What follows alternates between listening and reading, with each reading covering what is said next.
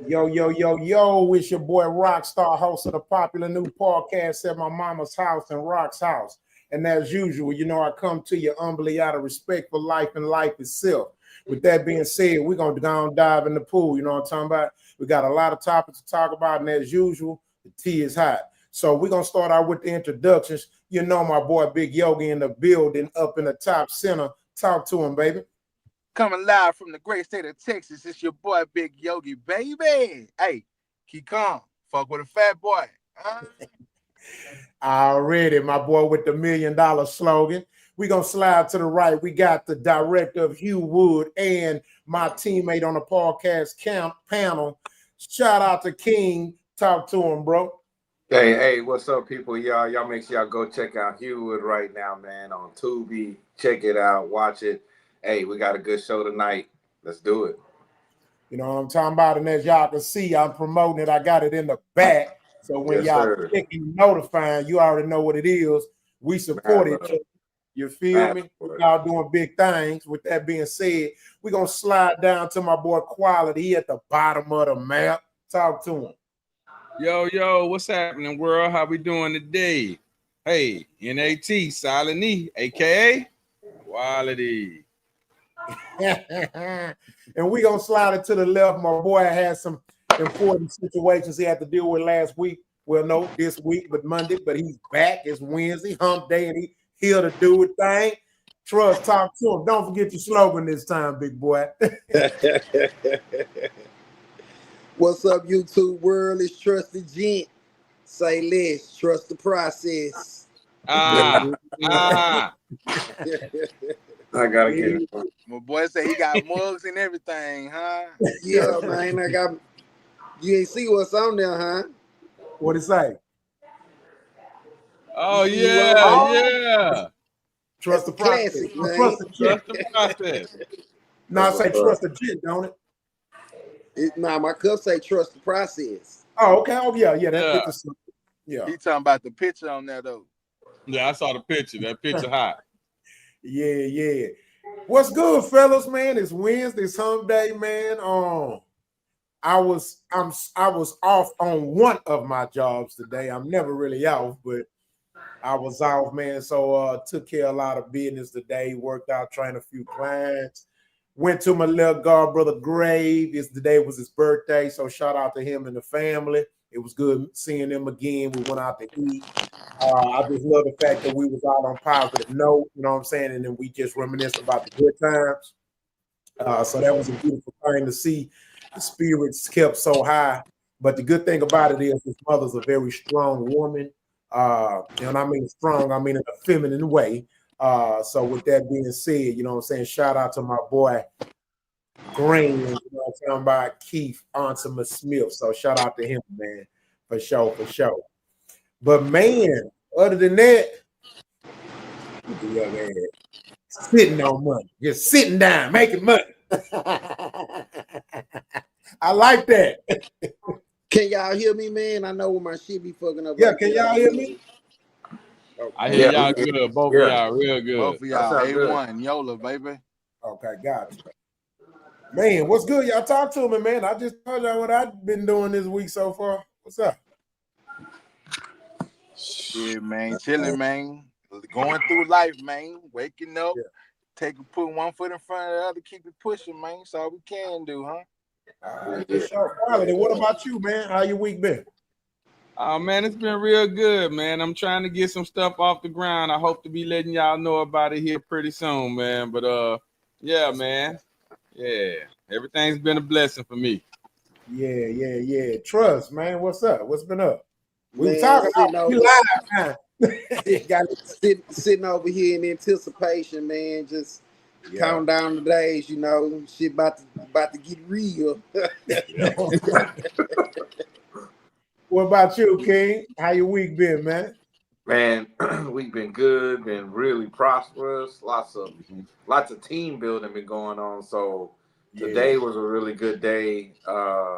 Yesterday I had a really good conversation with a Grammy award-winning artist, and that was a cool conversation connect over the phone that happened, and that was dope. So it kind of carried over into like stuff that happened today with a location that I found that when you're doing a series or you're doing something like that, a lot of times there's like a staple location in the show that you'll always see the characters be at.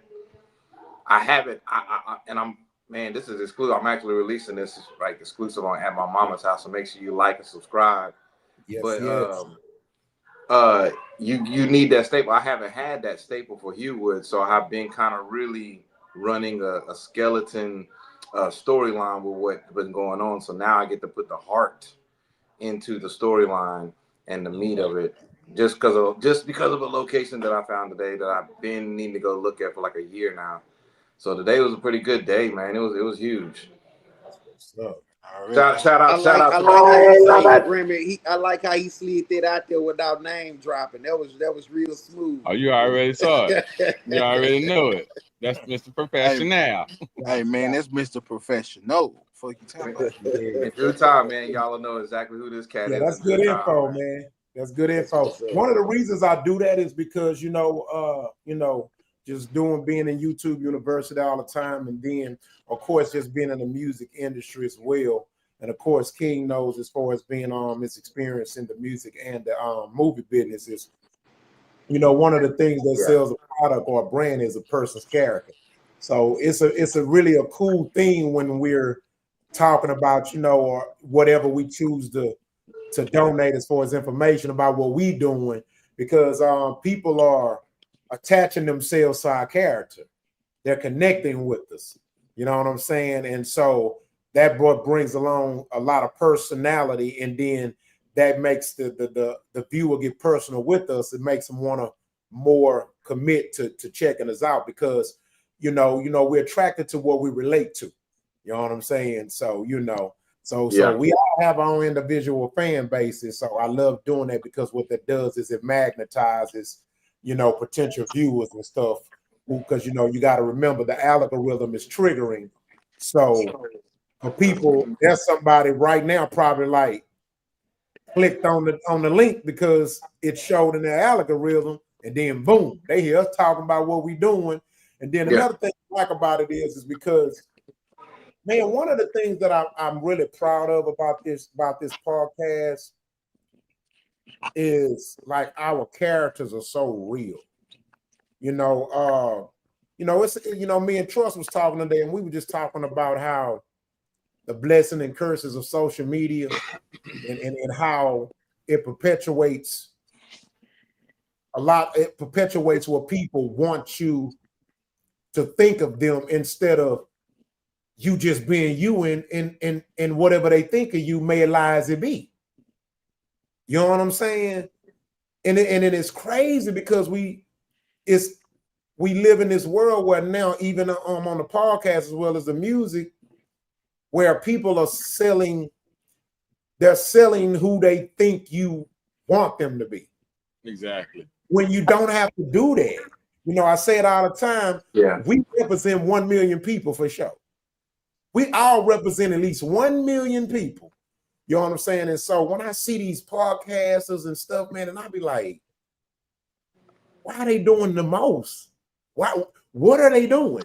You know what I'm saying? Like, they don't have to do that. And I say that because a lot of them are fake. They're phasing out quicker than they fizzling. I'm watching it. You know what I'm saying? And so when I see us, because I analyze us too. Yeah.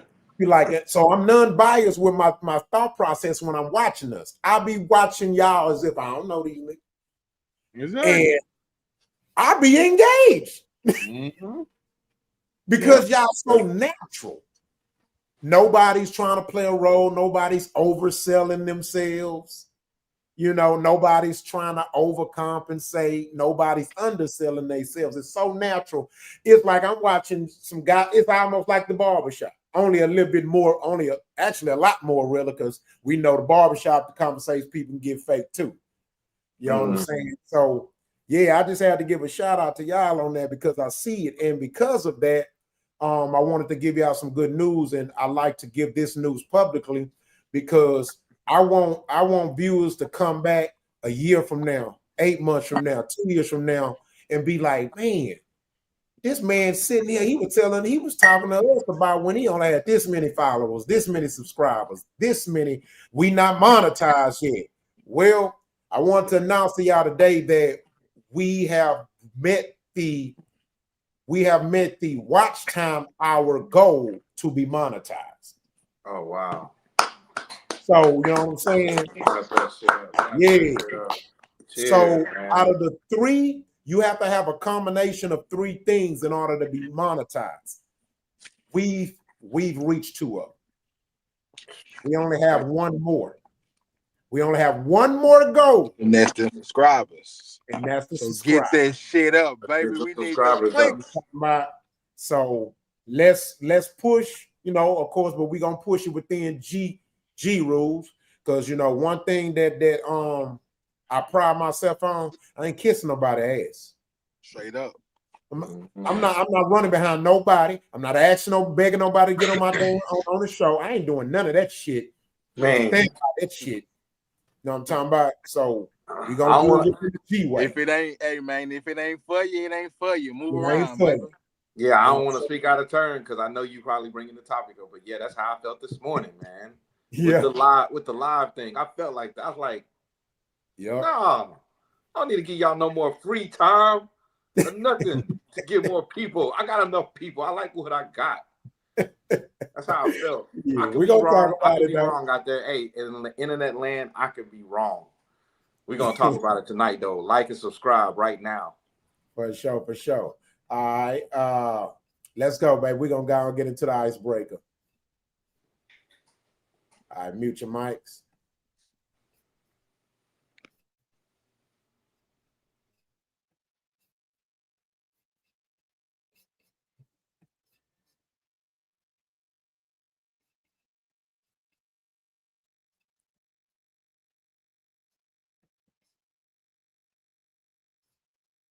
Every time, every day. A woman will fuck you over every time, every day. Shit. And I ain't lying, G. And they will. They will fuck you over every time, every day. If you ain't paying attention, G, they will tear your whole heart out.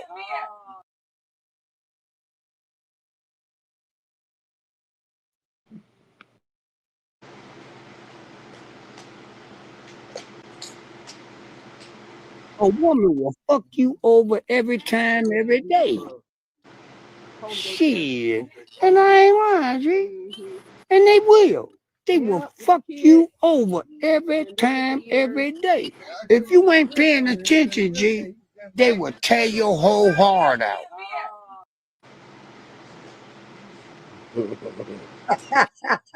Who dropping that shit? OG was real.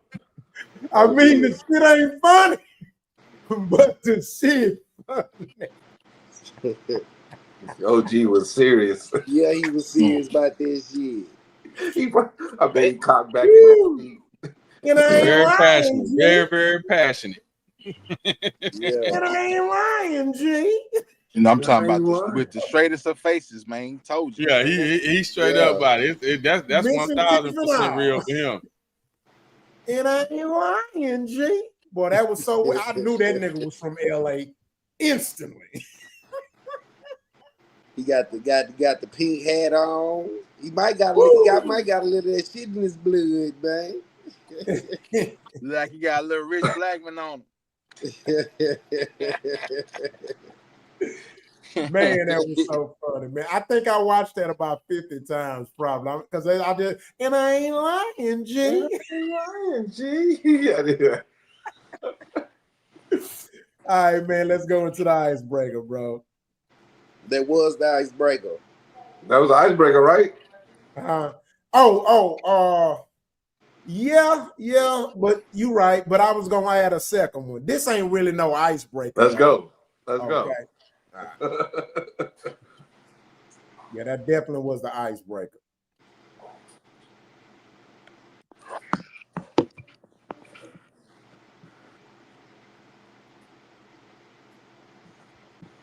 They say God give his toughest battles to his toughest soldiers.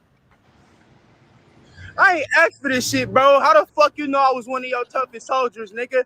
My granny died. Then my cousin died. Then my bitch left me. My baby, my whole world, nigga, left me. Don't want to be with me. And I'm homeless, and I'm scared because I'm gonna end up like this nigga right here. This shit not it, bro. I swear for Jesus. Bro, I'm not as tough as you think I am, God. Chill on me. Chill on me, my nigga. Bro, got it for them. At all, you taking it all, my peoples, my all, nigga. The fuck do I got hard? The fuck is you? What? What? They say God give his toughest battle to his tough.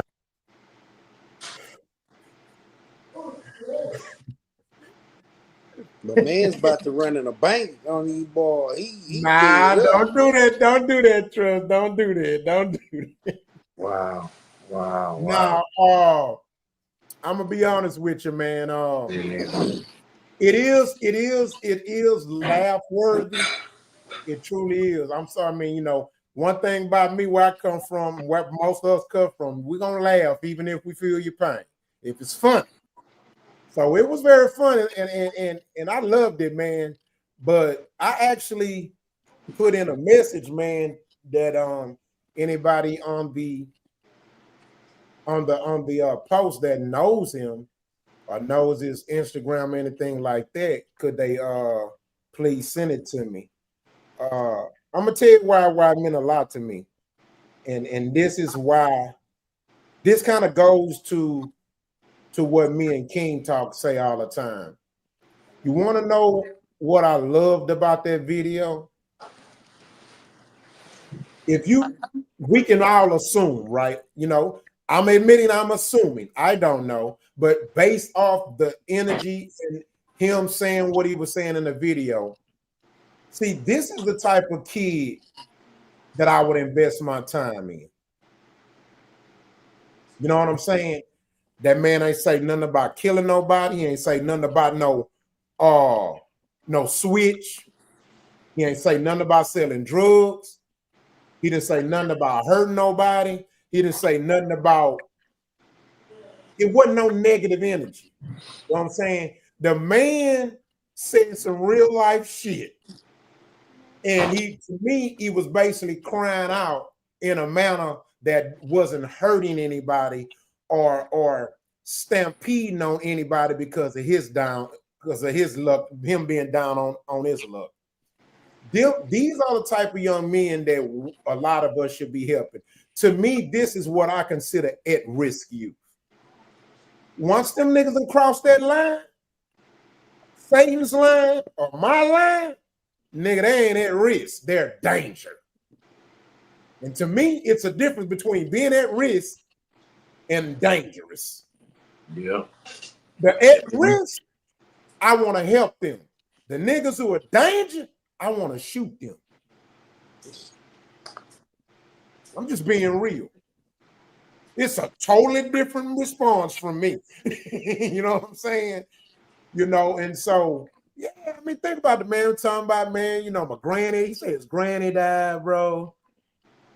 You know what I'm saying? His woman left this girl. Yeah. I mean, but hey, man, but he sound like he 1 or 2 situations from crashing out, though. That's just my opinion. He sound like he a couple of situations from crashing out, bro. But Big Yogi, did he say he was gonna crash out? Where did you get that inclination? I'm just saying, hey man, this is my opinion. That he wasn't crashing out what he was just doing? That was crashing out to me. To me, I consider that crashing out. That was crashing out to me. If I saw that, if I walked up on that and I was just cruising down the street and I saw that, I'll be like, yeah, Hey nigga, why is you talking in your phone? Go get a job. That nigga going through it. I was thinking the same thing. That's the reason why you want to help him, Rock. You can tell he going through something. But I don't think. But do y'all know what crashing out mean? Crashing out mean you know it's got different levels to it. Yeah, it's got different levels to it. We can't change the definition. Come on, who don't know what crashing out is? That means you there, nigga. Not almost there or possibility. Okay, quality. Fuck that, nigga. Stop all that crying. Go get a job, nigga. Stop all that goddamn crying to that goddamn phone. Go get a job, nigga. That's what you do. We'll say. I'm gonna help you by taking your ass to go get to the workforce. You know what I'm saying? See, What you say, King? What we gonna say? Lose them niggas. What we gonna say, King? I'll just hear what Yogi said. Yeah, we'll just call it. Hey, we'll call it. Hey, man, look, Rock. Call it Rock, flipping look, out. Rock, look. Flipping nah, out. Rock, Yeah, he flipping out then. He ain't crashing out. He flipping out. Okay. All right, but Rock, yeah, so he on his way to crashing. He on his way to crashing. If somebody don't get to him quickly. But we know look how we psychologically just go there. There ain't no psychological thing, man. Man is men, bro. Man is men, bro. We don't sit up on no goddamn crying on no goddamn phone about being homeless. We gonna go make something that's the best thing to do. I never said that was the best thing to do, Yogi. But why are we automatically going to him about the crash shop? Why? He's sweating. We're not saying he full-fledged into the crash shop.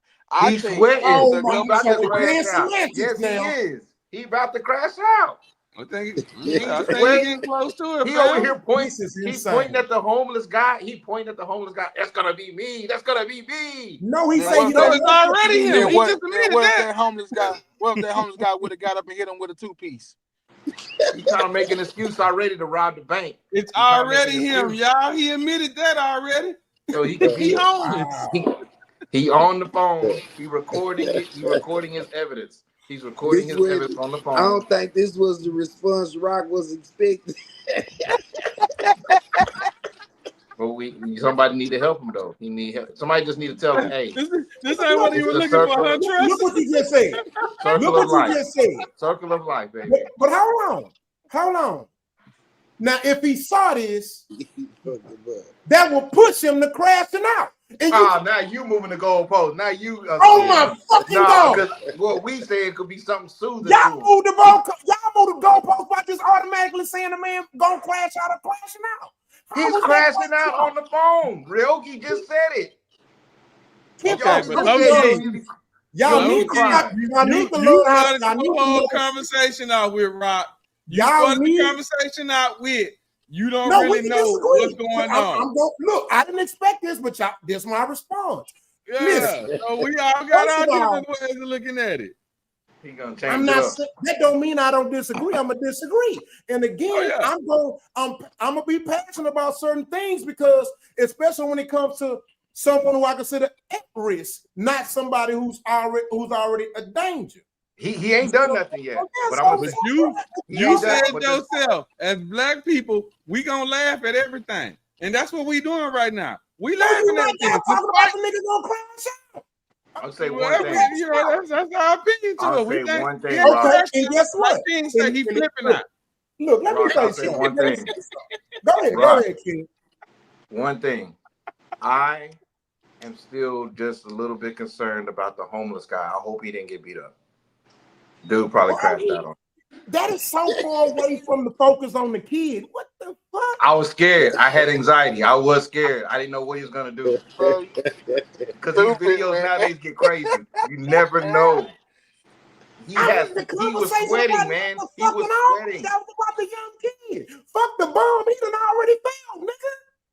Hey, boy, he don't need to get beat up. He don't need to get beat up. But that's not the. I did not say let's talk about why the bum didn't beat him up. That was not top conversation. Not the bum beat him up. The kid beat up the bum. He didn't say nothing about beating up the bum. He simply said, "I don't want to be like him." Exactly. Yeah, but it's disrespectful the way he said it, pointing at him and shit. It's not about the bum. He just seemed a bit aggressive. He's a young man. He ain't. Damn, if they sassy, it's a problem. If he's a young man working on his bummanship. He's a young man working on his bummanship. He just admitted he about to be there. Hey, Rock, so he's working on his bummanship. Hey, Rock, go ahead and hit him with my line, big dog. I don't know why I talk to you niggas. Rock took the camera out on us. Hey, look, we really ain't even know we really did not go down the right lane on this one, y'all. We fucked it up. Trust, we fucked this up, man. Yeah, That was not what he man. wanted. Hey, Okay, yo, Rock. and Yeah. it's Hey, crazy. Rich ain't even on here yet. we agree with Oh, you. man. We agree God. with you that we Hey, should Rich, we getting help a the warmed kid. up for you, big dog. He needs some help. He does need some help. He need a hug. He You needs can't some help help. it, Rock. We retarded, man. Just face it. Face it, man. Hey, shout out to my boy Sixto, man. I see you in the chats, big dog. But let me tell you Subscribe, bro. something though, Subscribe. right? That young man, you know, he seems to me to be healthy, energetic. He got all the qualifications to turn his situation around. An able-bodied individual. Go He get a young. job, Yeah, he nigga. did. He young. Go get a job, nigga. He seems very able-bodied. It's McDonald's right behind him. I was just gonna Hey, say it, bro. hey, he McDonald's got right a there. weekend. He got a weekend before it's over with. Y'all You better know what I'm catch him. saying? And Y'all better talking like catch he him. talking, I gotta agree with the rest of the panel. You know what I mean? It seemed like he about 2 seconds from crashing out. That's why the first thing I said was, "Oh shit, he about to run in the bank. He about to let the nuts touch the floor on this one, cause she." And you know what? And that's sad because that lets you know It what is. the fuck we used to. That You is say sad. That's what? what we used to. That's what we've seen all our life. And so when we see that and we see somebody else going through something, that's the first thing coming in our head. Oh, this nigga about to go crash out. Let's just be real. Let's be honest. And this is a part of the cycle that we got to break. My whole point was, I know he can go get a job. Come on, a nigga, he literally got an Instagram account. I know that, right? But let's not act, even us as grown men have to vent. So what the fuck are we talking about? What are y'all talking about? We're not doing it to Goddamn the it, phone. me and King have been it together on the phone. What? Let's stop playing. Is he Get really on the giving us? personable. Rock, I'm not talking about you specifically. Rock, we're not doing this though. Not on public. He a kid, my nigga. We gotta let that ride. At least he didn't go Grown-ass shoot man. somebody to vent. My son a kid. This is where we need grace. My So son a we kid. He don't whining do that. about the nigga doing it on live, but it's another nigga out there going and rob a nigga because that's how he's been now. So all I'm saying is, hold on. All I'm saying is we can't shit on both of them, bro. But they both toxic behaviors. But we gotta curb both them. of them. Yeah. Both are we toxic How the behaviors. fuck is it toxic just for venting? Because it's the way in which whatever he's you been. say online is gonna stay You online. niggas just and compared whatever unloading you the say online, switch whatever to you say venting online on is gonna be Instagram. online. But whatever you say online It is the gonna way stay in online, which and he's venting. He's a kid. And we gotta teach that kid that this could live longer than what you feel right now. Yeah. So you if niggas need to compare yell, shooting go a talk to switch, yourself and go shooting yell the at block up with a yourself. switch to a nigga venting about what he going through on Instagram. You niggas need help. So you saying he about to get a switch now? See, now If he could you afford a changing it up. switch, I if didn't he could say afford that. a switch, You just said Hold that. on. He gonna get a Hey, switch. don't, He I gonna take hate when it. a grown ass man try to play with my John words. Wick. He gonna Nigga, I ain't say shit about him getting a switch. Y'all are comparing a nigga venting out on Instagram to niggas out here unloading switches. That's a stupid comparison. if he could afford a switch, he'll be somewhere unloading that motherfucker right now. See, now that sounds Everybody in that stupid as parking hell. lot, So everybody in y'all that just gonna parking lot force will the be nigga to down. crash out. And I can't make this shit up. We ain't forcing the crash out.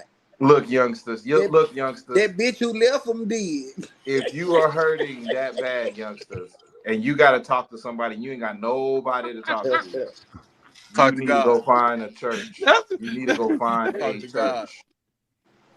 That's what we need to be mad at, huh? Trust that bitch that left him, huh?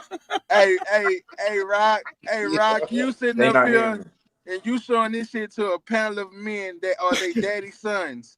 If my pops would see me on the phone, man, my pops, man, shut your bitch ass up and go get a job, boy. You further prove my fucking point. Maybe the nigga ain't got a daddy. Duh. What they made? Go find a church. That's why he got. Go That's why find he a got church. in my mama house. Now I'm about to say, because all of us Take telling your him to ass do home. what we telling him to do. Go And get all your y'all ass did a is job, make little the, y'all nigga. gonna make the nigga crash out. Better go wash them dishes. Depress them damn dishes. We actually fucking thought that's what he homeless, was doing King. already. What the fuck you talking about? Somebody you don't have house no got dishes some to dishes. wash. Somebody house got some dishes. Fuck He outta knows here. some. He knows somebody. He got an auntie.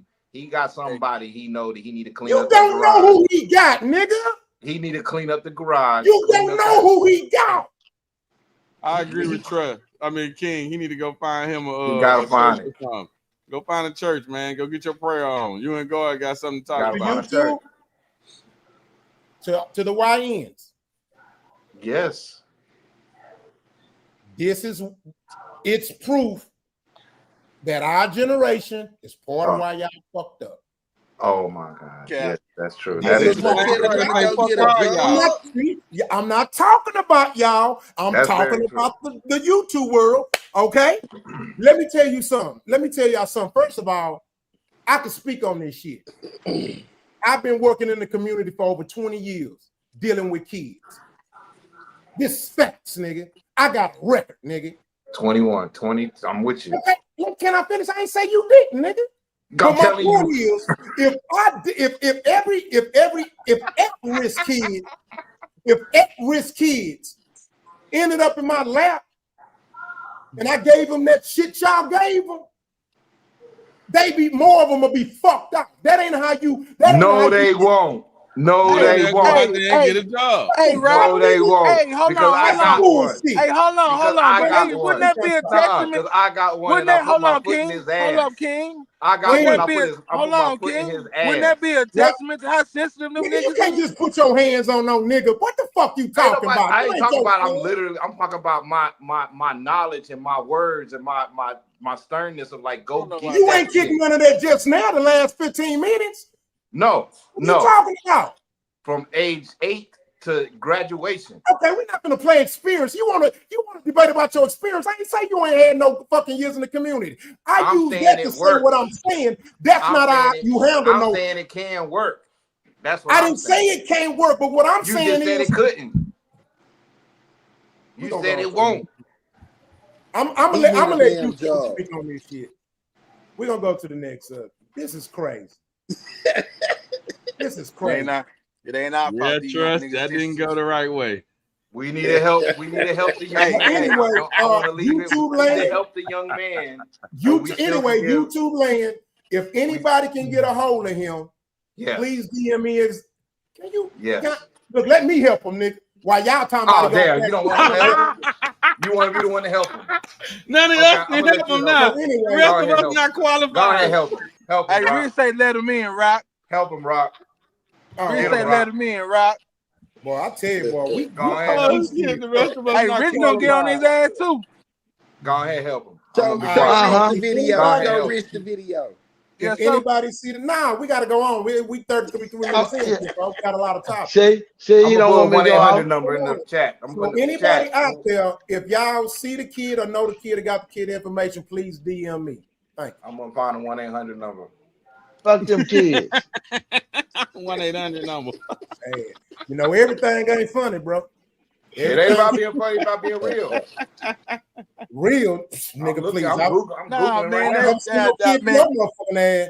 Fuck you. It ain't nobody fault these niggas sensitive. You can't keep it real with them, we man. just said, as black people, we find a lot of things funny that probably really ain't funny. I know, but damn, that. I was trying to help the nigga. Y'all supposed to got your laugh out. Y'all made the whole. Sometimes laughter is help, man. Sometimes laughter is help.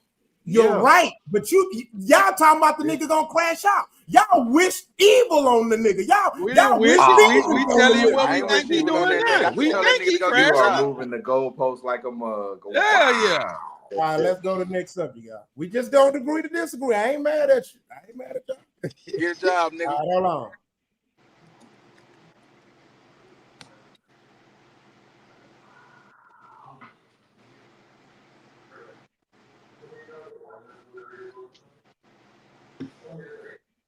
I got it.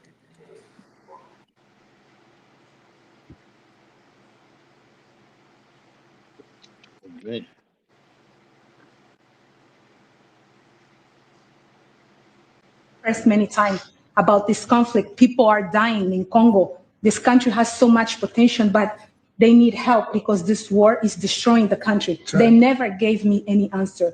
And he told me, President Tshisekedi, that you have no idea, he's very thankful for what you're doing, for what your administration is doing. Not only him, the entire Congolese people, they see that finally they will have hope. And President Tshisekedi also mentioned at the end of my interview that when peace finally comes to Democratic Republic of the Congo, he's thinking to nominate you as a Nobel Prize Peace, because he said you deserve, you have been working to bring peace in the world, not only at the Congo, and he's very hopeful to meet you in the future. That's so nice. Boy, and that's so beautifully stated. And Caroline said, number one, she did say, and I shouldn't say this because it's politically incorrect, she said, she's beautiful and you are beautiful. I'm not allowed to say that, that could be the end of my political career, but I said it anyway. But you are beautiful and you're beautiful inside. So I wish I had more reporters like you. So you covered Africa for a long time? Yes, for over 10 years. Wow. I cover even your first administration. Yes, I know that. That's great. Well, thank you. That's so nice that you said that. You. Appreciate it. And I have one more question, Yes. Mr. President. Since we know in July or in the future, both President of Rwanda and the Congo will be coming. Yes. All righty. So that was a representative of one of the African countries. And, Trump being Trump, you know what I mean? Trump let her know how beautiful she was. Trump is, I don't know how often y'all been dabbing into international politics, but one of the things that I've seen Trump do that I haven't even seen Obama did, and he's supposed to be the first black president, is that he's doing a lot of positive, he's building a lot of positive relationships with some of the African countries. So he's actually been helping them as far as getting the Britain and the British and all them thresholds, or the little threshold that they have left on them. So the question I want to have, it's an age-long debate, is that this, mainly the left, Democrats or whatever, black Democrats, they, Trump a racist, Trump a racist, Trump a racist, Trump don't like black people. Oh, he tried to get the Part 5 and all this stuff locked up and everything. So I want to start off with King, and I'm gonna ask you this question first, and then we'll let you expound, and then we'll just take it from there. King, so what's your thoughts? Do you think Trump is a racist? That's the topic. Do you think Trump is a racist? No. And then feel free to expound, my brother. No, I don't think that he's a racist, because for one, I really can't pinpoint anything that would give me that notion. I do follow the politics quite a bit. I don't. The only thing we go back to is, like I said, that the Central Park 5. But again, we got to put everything into context as far as that time frame, what was going on in the city, how it was kind of a little bit of rampant things going on in Central Park, from Puerto Ricans to blacks to white folks to whoever in that park doing stuff. You know what I mean? And then also too, we got to put in context that the attorney, the prosecutor and the judge, their Democratic Party, they're the ones that kind of like conspired all this stuff that we saw that kind of got those guys out. So they were Democrats, but we don't ever bring that up in the main media. They just bring up like how Trump said something about 5 black kids, that nobody at that time really knew what the truth was, because white Democrats in the judicial system were cocking up a scheme to get these kids behind bars. So, and then as far as things that's going on now, DEI, all that stuff, I can't relate it. Everything is connected to economics. Everything is connected to economic growth.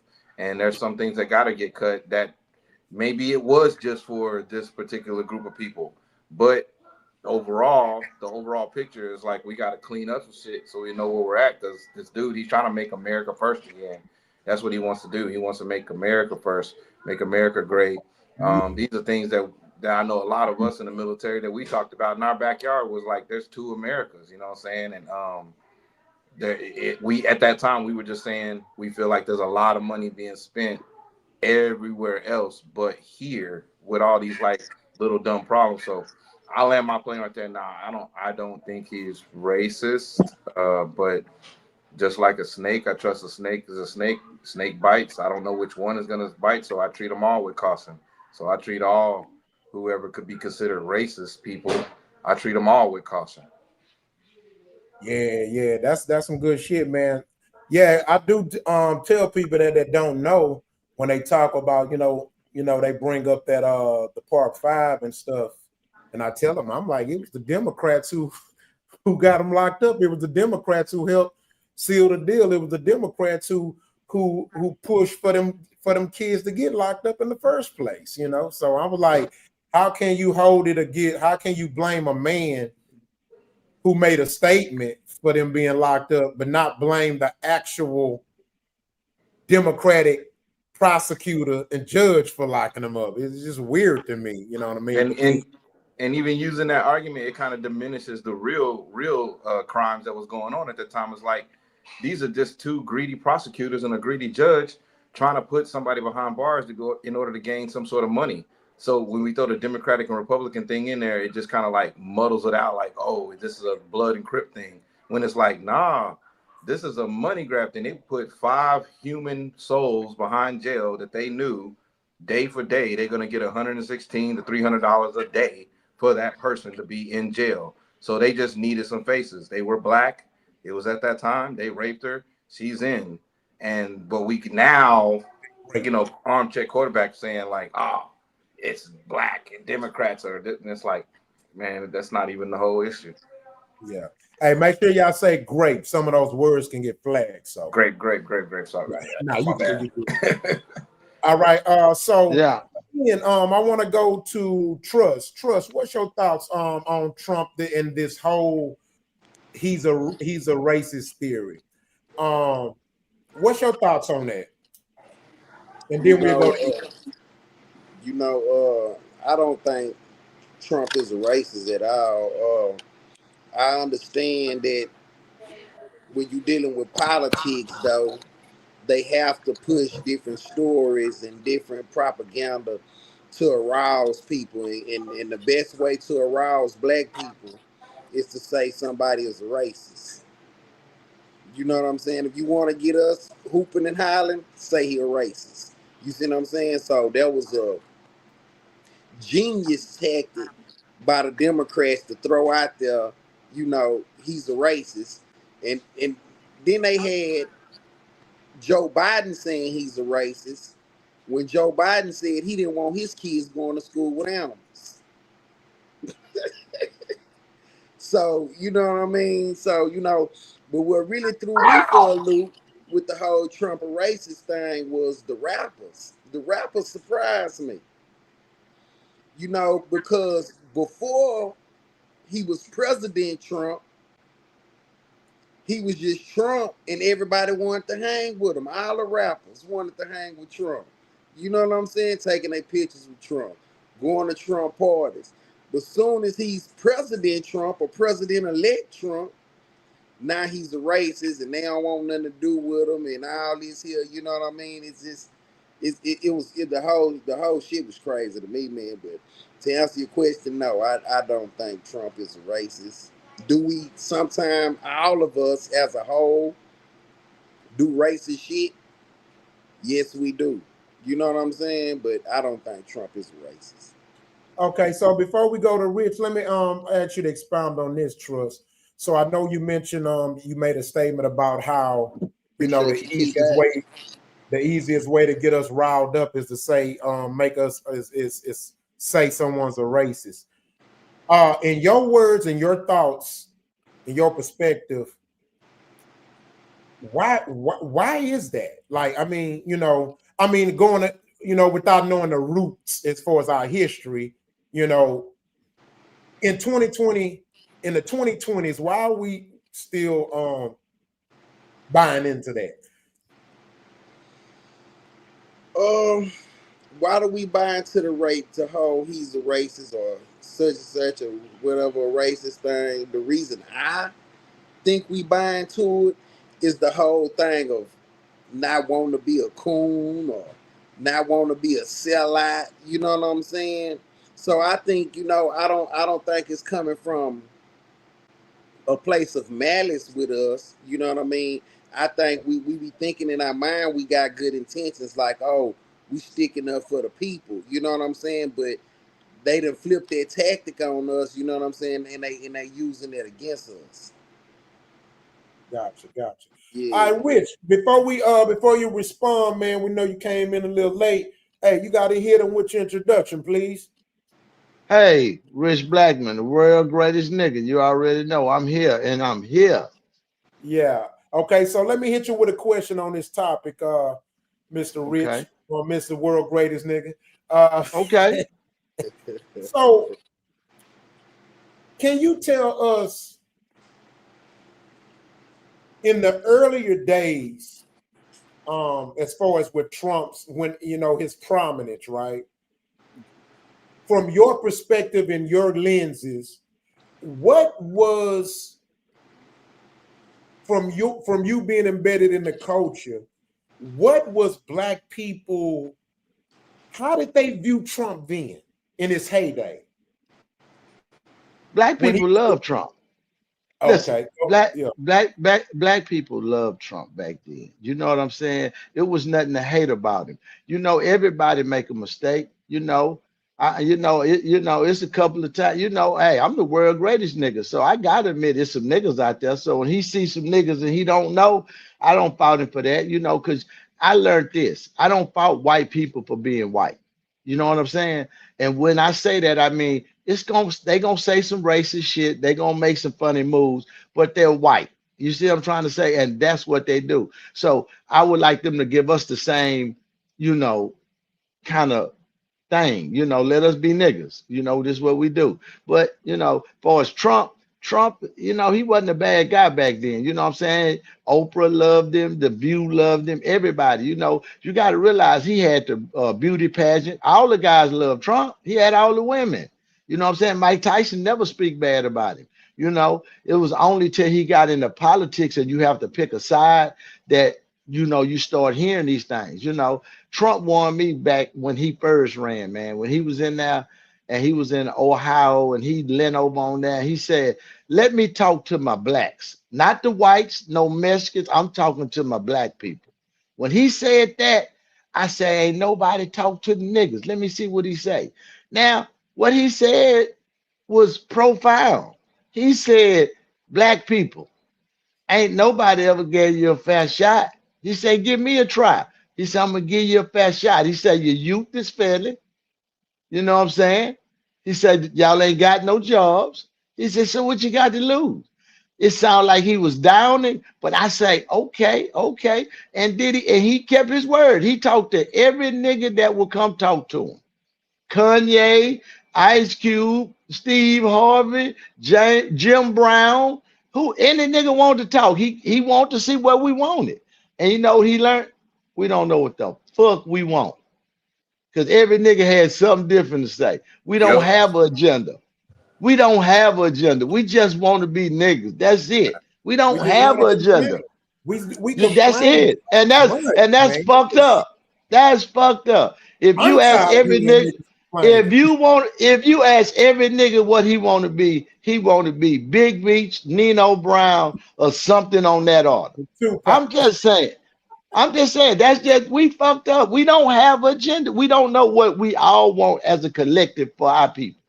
We don't. And he's found that out. When he talked to the Orientals, they knew what they want. The homosexuals took the black people's spot. You know what I'm saying? Because we didn't know what we want. Barack didn't know what to offer. The punks knew what they wanted. We want a month. We want this. We want the rainbow. Yeah, they knew what we don't have nothing. We don't have no colors. We don't have no flag. We don't have no military. We don't have nothing. So how can we expect the white man to value our opinion when we have no he feel I made y'all. I'm taking care of y'all. You're like a dog. Why I gotta listen to you? I don't need to hear what you say. I know that's wrong, but we have to, hey, until we get our own military, our own, get organized a little bit to where they respect us and say, okay, okay. Because any organization that we come up with, you know, they deem it bad, so we don't go to it. But Trump as a whole, man, Trump is a white man, and he doing what a white man do. You know what I'm saying? And Right. as a black man, as a nigga and a black man, I stay out of white folk business. You know what Man. I'm saying?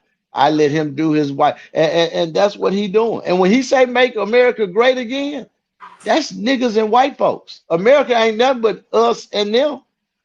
Now the Mexicans, the Chinese, the Arab, all them, he getting them out of here. The Mexicans gone. He want nothing but blacks and whites. That's when America was great. When you had niggas and you had white folks. I mean, hey, I could be wrong, but I know I'm right. But hey, Gotcha. you All know. right, quality. Good shit, Rich. Quality. Mhm. You want to add to that? Do you agree or disagree? What's your thoughts on is Trump a racist to you? In my opinion, I feel like everybody is racist. So, Okay. and For real? You think everybody. blacks can be racist? You say who? You think blacks can be racist? Absolutely. I think we're probably the most racist people out there. Oh damn. I Yeah. disagree. Yeah, I think so. I disagree. You know it's a Rock. difference. Rock, don't do that. Don't do that, Rock. Nah, let him. Don't do it, Rock. Don't, please don't do it, Rock. Oh, he finna cook. He finna cook on your quality. I can't let him do that. Take it easy on him. Take it easy. Go ahead, Take quality. take it Black easy. people are to me probably the most racist people out there. But let me say it this way so you'll have an understanding. As black people, I want the best for my people. I want the best for my people. The people that look like me, I want the best for them. That makes me a racist because I'm not necessarily say I don't care at all about any other race, but I care mostly about the race that I'm a part of, which I expect that white man to feel the same way about his race. I expect that Hispanic man to feel the same way about his race. They expect the Oriental and on and on and on and on and on. So I feel like everybody has a bit of racist in them. I like the fact for me, I like to be able to, but I don't want to be able to identify. I want you to be able to identify to me that you that racist. Okay, if you racist, I can handle that. I don't have a problem with you being racist. I don't have a problem with none of that. If you that, I can handle that. Just be straightforward with me. I appreciate your honesty. All right, so I gotta give you some pushback. This is a big debate though in the black community. So you got half of you got a large portion of the community that agree with you. Okay, so the reason why, okay, I'm gonna say this. A black person can, and maybe one day, be a racist. But let me tell you something. The day that a black man can officially be a racist, that means we made it. I'm not gonna fucking lie to you. We fucking made it. I'm celebrating that day. In fact, that need to be a national holiday, national black man or racist holiday, because that means we fucking made it. And here's why. So it can get confusing at times, right? Because for example,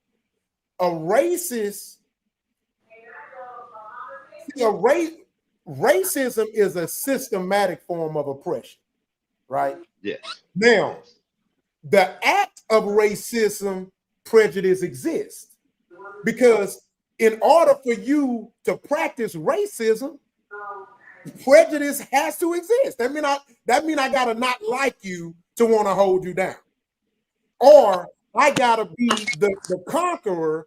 If it's me or you, or if I see it as me or you, then I gotta have a level of prejudice in order to inflict that racism on you.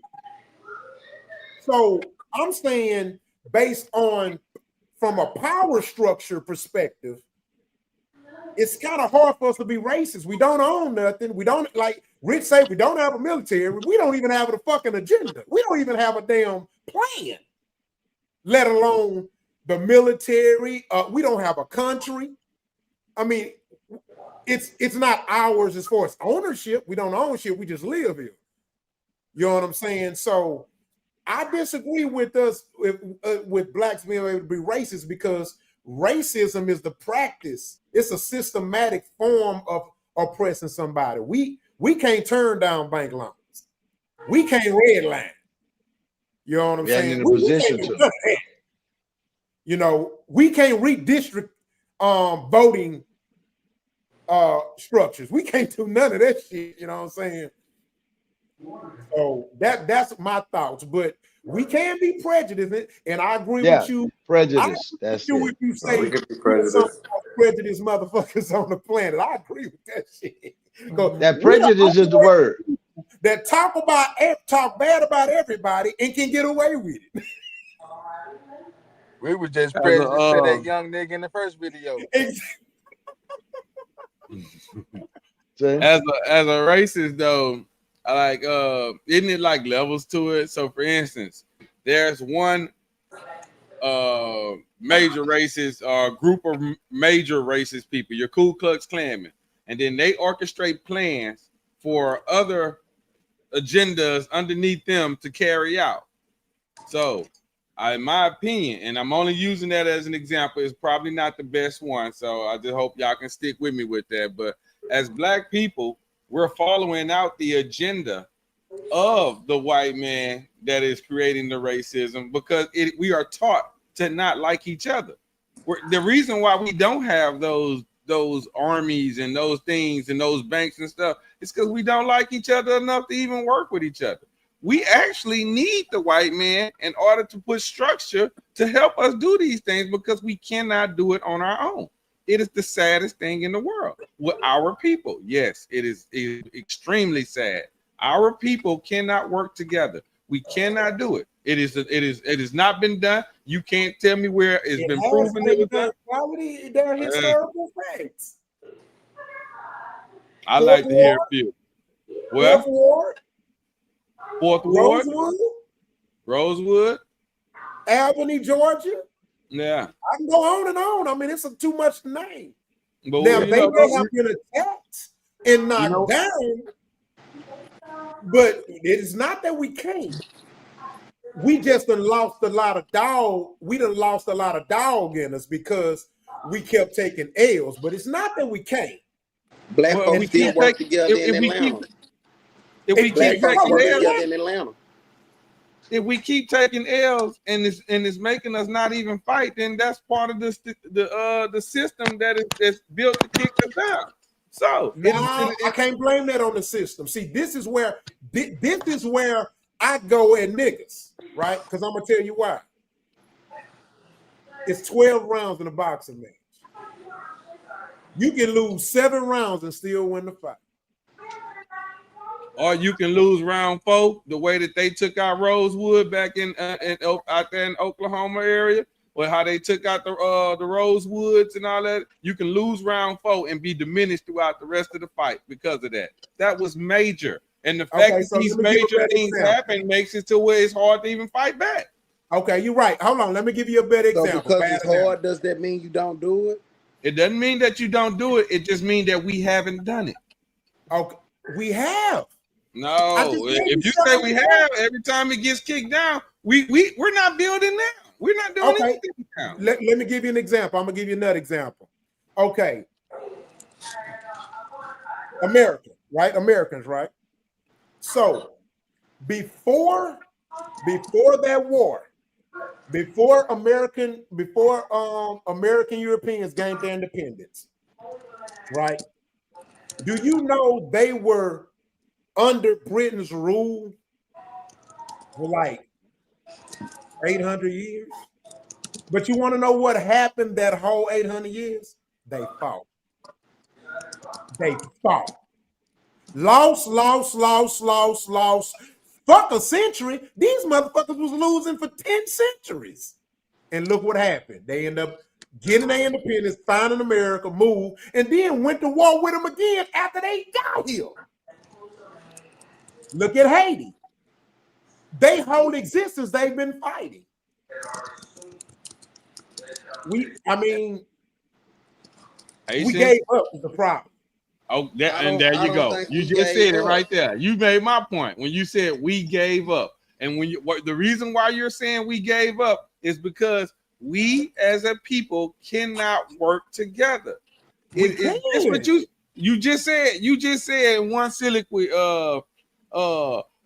want to go this way. They want to do this. They want that. No, Rich said it. I'm sorry. Rich said it when he was talking about Trump. He say, this black entertainer wanted this. This black entertainer want that. This black entertainer want this, and they want this, and that group over there want that. So we're all fighting amongst each other to get what we want, to tell the white man what we want. We can't even figure that out. See, you threw my point. That's part of the problem. We got to stop trying to tell a white man what we want. Rosewood was a group of black people who said, we ain't gonna ask them niggas for shit. They were there on the airport. Where it's at right now? Okay. I'm gonna tell you where it's at right now. That's what I've been trying to say this whole time. Atlanta. Okay. Niggas is still helping niggas in Atlanta, man. I just left from Atlanta with Rock. I'm telling y'all, man.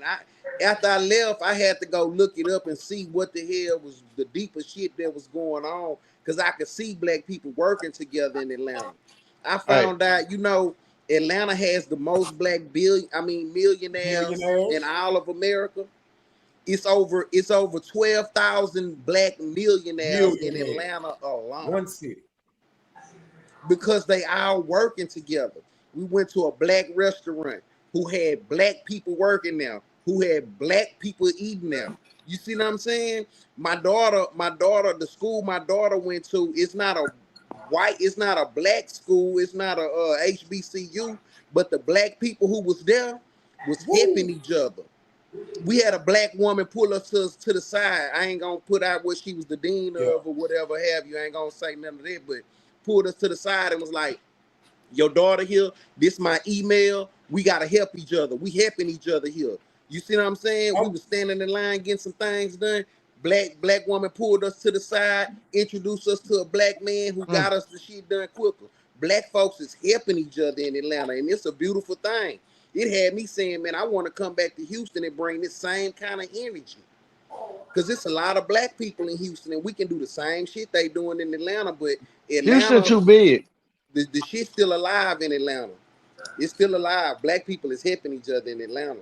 Shots out But to Atlanta Atlanta always been chocolate city and the brotherly love stuff. It always been that, you know what I'm saying? But right now, you know, it got to spread out of one spot. You see what I'm trying to say? If it's in one spot, that's not helping, because that ain't the majority, that's the minority. You know what I'm trying to say? I'm trying to figure out how can we get everybody on that vibration. That it's time for this. We need to get, you know what I'm trying to say? And what it is, all we need to do is get our land. Get some land, man. Once you get earth, they ain't making no more of that. Once you get some, you got a position. You know what I'm trying to say? That's what they want. They want the earth. I'm gonna say, you know what I'm saying? Look, you totally right. But you want to know what's the most important asset that we need to get together? What's that? Each other. You goddamn right. Each other, because all let them fall in place. Yeah. All let it fall in place. And that's the biggest challenge. So it's basically ain't nobody wrong on the panel. Everything Quality said is totally right. Yeah. But we gotta keep up the fight. We can't give up. Hey, I remember this dude who I grew up with. And I remember one summer, we fought almost every day. I wouldn't back down. He wouldn't back down. We fought almost every day. My mom and them, what the hell wrong with these niggas? They just don't like each other. Why do they? If they go outside and they get in play, they're going to get into it and fight. Me and that man met about 8 years ago. Shook each other hand and laughed and smiled and said, man, we never gave up. He lost some, I lost some. You know what I'm saying? And so my biggest issue with black people is that I don't like how we've just doing the white flag. We've allowed ourselves to getting beat into submission. And that's not cool when you still got some of us who still got that dog in us. And so I think that's where we stand out at. You know what I'm saying? You got the dogs, you got the cats who still got that dog in them, and then you got the ones who like, you know what, I'm trying to hold my tongue. Nah, this is in my mama's house. We don't do that. I'm trying to hold my tongue, but I gotta say something. I mean, I like everybody on the panel is right. Everybody, yes. But I think there's like some staggering like layers that when you talk about the Atlanta, because I do listen to a certain podcast and I do like trusting what he be saying about the Atlanta economy and culture and things that's been going on from the 80s all the way down to now. And everything matches up to everything that Trust was saying. Like millionaires out there, like lawyers working together, people building things, doing things, still have that energy. But at the same time, it's like, I think there's a generation just before me that made their money and did what they had to do and fought the fight. And some of them got their house, got their retirement, got their stuff, and they chilled out for a greater part of like 10, 20 years, a little overlap. The ones who's supposed to be those freedom fighters, why Rich is saying that it's concentrated in Atlanta and we need them to spread out to other cities. But I think it's concentrated because they were doing some cool stuff there and they probably hanging out. And from what I'm hearing on the podcast, maybe shaking their ass just a little bit too much at these galas, maybe hanging out at the runway shows just a little too long, and maybe spending a little bit more money just to look like glamorous. So that layer is like a lot of those people who have the funds that could build this layer that talk about in Powernomics. Forgot his name. Claude Anderson, I think that's his name. Dr. Claude Anderson. Yeah. You know, that layer that we need of finance to be able to get certain politicians and certain things that we need for the community. Because we can always say, yeah, we're helping the community. We want it to be good and stuff like that. But that comes with laws and policies. That come with people who know how to do that. And that come with people to have money to be able to fund those people. And all I'm saying is that I feel like there's a great layer of people that was not doing a motherfucking thing for a greater part of 20 years, just partying because they had the money to do it.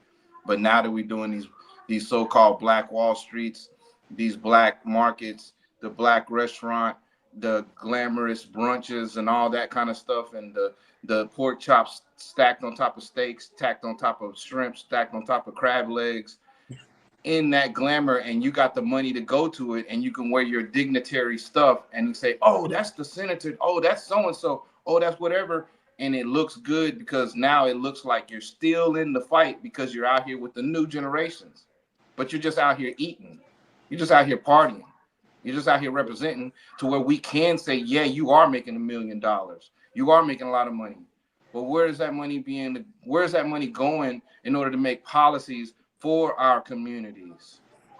That's where I'm going. That's why I was like, I can't hold my Now tongue. you're getting back to me now when I tell y'all we don't have no leaders. That's where we getting to right there when you say that. Because you got to realize you got to want to lead.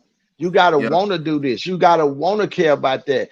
Right now, everybody trying to do me by me. They trying to get them and they people on. That's what it is right now. You know what I'm saying? And it's going to be hard for us to get out of that. It's hard to tell a man who don't have nothing not to take this because you need to not take it for everybody could get on. He don't understand that. He got to take it. You know what I'm saying? So I don't know, man.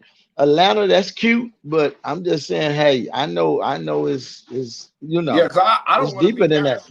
I don't want to be down any of our golden So we cities gonna of black sit there and call you know the what I'm saying? success of having over 12,000 millionaires just cute. Yeah, because you can Google how many Houston got. It's starting to not look cute no more though. When we ain't. But you got to realize you don't. It ain't that much. Atlanta ain't near about the size of Houston to do what you could do in Houston and not get done in Houston. You know, it's the lifestyle is different. Everything out here is different compared to there. You know I what I'm trying to say? You got to yeah. realize Atlanta is in the middle of nothing. So those country people stuck together and they had to pull Man, their let's resources not together. water down Man, their success. Let's not big do that. shout, Let's big not do shouts that. out to T No, it's They Benz. nothing bad bigger. That's about what that. they Hey, man. big It's That shout not was out nothing to it. bad Jack. about that. First It's you not bad called about that. 12,000 black millionaires cute. I found that Houston, offensive. Houston has over 5,000 black millionaires. See? I mean, that's good. 5,000. That's good. That's good. But we Right. got to do something with it. We got to make something happen with Yeah. it. That's the thing. Well, Or if it don't matter, because I don't want to pocket watch nobody. Hey, you make 5 yeah. million, you wanna sit in the pool, then sit in the pool. That's cool. But we do know what it's gonna take. So We know what our so ancestors had to do to let make me it ask happen. y'all this. Let me ask y'all this. Knowing what he just said, Trust just said it's five. How many? 5,000 How many? over 5,000. Over 5,000 black millionaires in Houston. So, damn, I'm just saying a lot of the dudes that be saying they millionaires and showing their money, they can't be in that 5,000. A lot of these No, niggas they're lying. not. They're A not. lot If of it's them niggas only not. 5,000, I'm saying a lot of people lying now with numbers like that. Cause We've I been know to war. 5 niggas that I know 5,000 niggas got me fooled that they're a millionaire by themselves. And I ain't went to the other side of George R. Brown yet. So you see what I'm trying to say? So Yeah. I'm like, these niggas, hey, these niggas rapping and capping. So let me Yeah. say this. This is my response to just to the subject in total. The reason why, how can I say this? I'm gonna say this. You know, it's funny how when it comes to certain situations with black culture, we got a cop out. And I'm not talking about y'all. I'm speaking in general. I'm talking about black people as a whole. Look how hard we break our neck to get in the NFL, the NBA. Look how hard we try to get in the rap game. Look how hard we try to get in Hollywood. Look how we brag and they have interviews about the sacrifices and the roles and the time I had to sleep in the studio and see, but when it comes to economics, we don't hear, it's more of a cop out. And this is the part why I be having a problem. See, we like to pick and choose where we want to struggle at. We'll struggle for the rap. No. We'll struggle for this. We'll struggle for the movie role. But then when it comes to economics or the business aspect of our life and trying to become this in this business or when it comes to trying to start our business, we don't want to accept the fact and understand that when it comes to business, succeeding is not always about doubling your profit. We got drug dealer mentality. Meanwhile, we don't. A lot of us don't know Walmart only making 10 cents off some of them products that they sell because they looking at the bigger picture. People don't know that. They'll make 10 to 25, maybe a little bit more, but these stores. Did y'all know the gas stations? Did y'all know they don't make their money? They don't make their money off their gas. No. Do people not know that? But you would think they do. They make maybe 2 cents off of every fucking gallon you buy.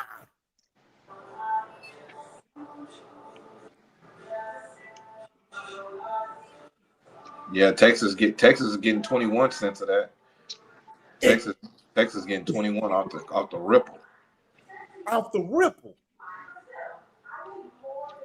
So when we look at it from their perspective, you gotta ask yourself, who's really the problem? Because ain't nobody around here burning down your business now. Oh, yes, they are. They're niggas. Them the only ones I see burning down black businesses now. Let a cop kill a nigga. Ain't no white man burning down your buildings no more. And you can say that that's taught. That's taught by Let me- the music that they listen Hey. to, by the entertainers that they see on TV. But we passed that quality. I ain't, Hey. what Hey. I'm saying is, I hear don't. quality. Those are excuses at a certain point. They're excuses. It's not now. excuses. Yep. They're taught. That's taught. That is them Let- being taught to Hey, tell y'all Rock, people. Rock. That ain't Hey, no Rock. excuse. That's what we doing. Much That's as I fact. want to go against you, you're absolutely right. You're not lying. Every word you spoke is the Bible. But because I'm a little older, I got to give you some content. What happened was the year was 1981. Them 80s, when that crack hit, we was not ready as a people. All that resource we build up, all that business sense we got, that crack cocaine threw that shit all the way out the window. First of all, the people who had money, they got on crack and started spending the money and started selling out the resources and the land. The youngsters, which was us, we were selling them the dope and taking the money and buying cars, jewelry, and detail shops. That was our business plan, a detail What shop. value did that hold?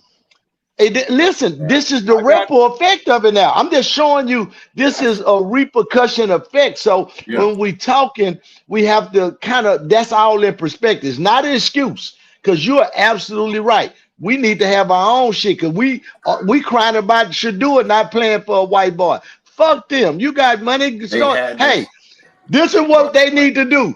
Hey, start a 7-on-7 football league like Ice Cube and get the players that still think they can play and get your own Super Bowl. Cube ain't talk about it. He did something. He made 3-on-3 and made an exit plan. I love that. Get a 7-on-7. That's all you need on football and play half the field. Take the concept. You ain't got to invent the wheel. The wheel already invented.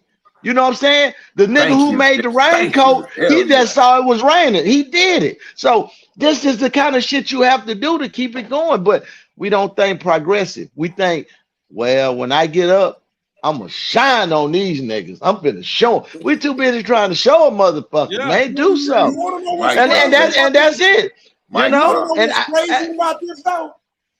But we just didn't give this young kid no excuses. See? Yeah. We didn't give him none. We didn't make no excuses for the kid, for the young nigga. But we don't give excuses for grown ass men. You introduced that as an grown icebreaker, ass so men you prepped that up. I'm just saying, I had to run back there. I don't. You right. I don't like. You right, Rock. You right. You right. Am I tripping? You're not tripping. No, I'm not. But when I say about the crack era, that wasn't an excuse. That was a fact. That was an epidemic. Y'all thinking excuse is this ain't no excuse. That ain't an excuse. That's a fact. We're talking about what the problem is. So that crack epidemic. You got to point the problem out. I ain't saying it right. I said you're right. You're right, Rod. We need to create. But that crack epidemic, we had never. Heron did his thing, but that crack was something different. They had never seen that. You know what I'm saying? It ran through us so fast through the 90s and the 80s and the 90s and going into the 2000s, it was fading out. But that motherfucker affected us. It took generations down. I'm talking about generations. Any fields to grow this stuff? Any black folks own any fields to do that? No. How about and I'm this? gonna tell you, black people that are chemists that created the chemistry to make crack cocaine. And I can tell you something. You want to buy Bentleys, my nigga? And they knew it. I'm gonna tell you something. If you don't know it, you ain't old enough.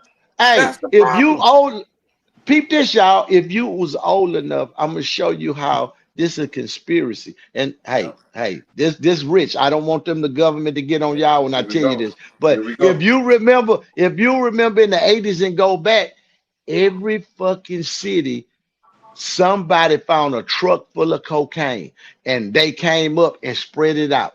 I remember when they found it on the north side. A nigga found a RV, a U-Haul full of cocaine. That's what kicked off the north side. That's a true story. Any nigga that's old enough to know. If you watch them stories in Washington, D.C., somebody came up with a bunch of cocaine. I'm telling you, they planted that shit in there. Yeah. And when I say it could, in California, you hear them talk about it. They just, you woke up the next day, it's an RV right there full of dope. You're like, where this Rich ain't come from? lying. Rich Well, ain't that ain't lying. And even a that happened. conspiracy no more. That ain't Nick. even Yeah, that's a fact. That's known fact now. And they needed, and they used that money to fund the war. To fund the war. Yeah, we know Yes, that they were fact. charging $1 million for a hammer. That's what that white boy was on trial for. Yes, man. I'm just saying. So I don't use that as no excuse. I'm just saying that was an epidemic and that fucked up. Daddies was out the house. Mama had to turn the hose. It fucked us Okay, we up, get the man. history, nigga. Nigga, what about the solution, nigga? Well, That's what we in the got. comeback You have to. stage now. Yeah, you're coming back now. That's what we're talking about. That's Yeah, why we we going saying we back. need to come. I Because don't know this. what I'm getting at is rock, the crack rock, it made you not trust a nigga.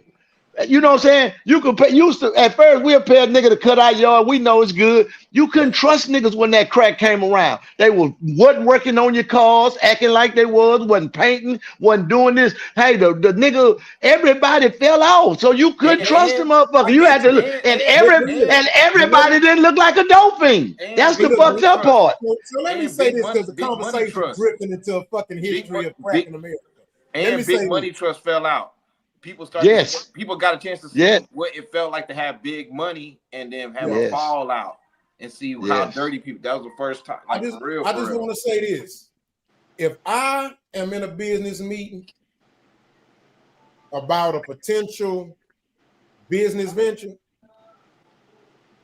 and a motherfucker start talking, going back in time, talking about some shit in the past, I'm not gonna want to do business with him. Because we're not moving forward with the business. This has to be our mindset at some point. Not saying it's not or never. But you're in IT though. A good example. But you're in like IT. For example, huh? I said, but you're in IT, so I don't know how that computes. That don't. Okay, add I'm up right. gonna get on your level, King. Let's say you having a director's meeting, and time is money. Is you gonna go is you gonna be happy if the conversation go into the early histories of film? If that's not what they're talking That's about. not what we're talking Hey, about. look, Yeah, you know who invented the camera, nigga? We're talking about That's this. not what- We're that's not- talking about this. Yeah, because with your logic, I would say this. I would say. So I guess you do assessments like we need to know where we are now, so we need to know so we can know where we want to be at. You know what I'm saying? We won't So get tricked again. But what if you go into the fourth meeting and y'all still doing the same shit? At some point, you're gonna say, "Look, we get it. We this was the past. We talked about the history." That's my fucking point. Yeah. The problem I notice, why when it comes, What's the solution? What? But the meeting ain't. But Rock, the meeting ain't happened yet. What's the solution? My point is that I'm just gonna be honest, and But the it's meeting ain't. probably The gonna meeting happen ain't. more. But the meeting hasn't when it happened comes yet. to talking about the solution or talking about the subject at hand, it's like what? We always go back in time. Because the meeting at the table hasn't motherfuckers happened make yet. it. Motherfuckers make it a crutch, man. They make it a crutch. Thank you, yo. And as long as we make it a crutch, we'll never progress forward, man. We'll never progress. But if you never saw that happen, it'll happen to you again. And the only reason that you guys we're not dwelling on that. We're not dwelling on that. But when you had a whole conversation about the history of crack. Listen, because when you say that this happened and men wasn't doing this, and we was talking about what happened to Black Wall Street, what happened to Oklahoma, where did the trust go? I was giving that as an example. We're not talking about you, the YouTube people. We're talking about the world. We're talking about we was talking about that. Excuse me. I'm not arguing you. I'm not arguing you, brother. I'm just talking. I'm just saying we was discussing that, and we was talking about Wall Street, this, that, and we asked where did the trust go with the people? And I was just simply saying that when the crack came in the 80s, that knocked a whole bunch of trust. It knocked the Black Panthers down. It knocked a bunch of shit we had in play down because we wasn't ready for it. We didn't know what it was. And I was just saying that we knew it was implemented to separate the household and do all that. And it worked. So now you're saying, what's the solution? We're trying to figure out why to trust a man again. We don't know. That's the reason we don't trust. Now, if you know that reason why, running back into history. It's like we're not running into history. That's like a nigga. Every time we meet a new bitch, he keep bringing up his past relationship that was fucked up. No bitch gonna want the nigga. We ain't met no new bitch though. We still got that's what I'm trying to say. We still got the same bitch. You know what? We still got the same bitch that won't come to the table and talk about this shit. But we're not using that as a. It's not a crutch, Rock. We're just saying it really happened. We have to acknowledge that. It is a crutch.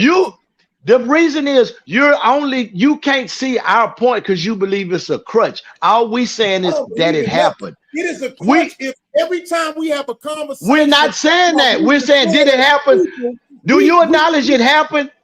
Do you acknowledge that happened? It happened every time. Stop. Do you acknowledge that happened? I'm just asking. That's just no. Do you acknowledge that happened? You know what happened. Yeah. Okay. Yes, that's simple.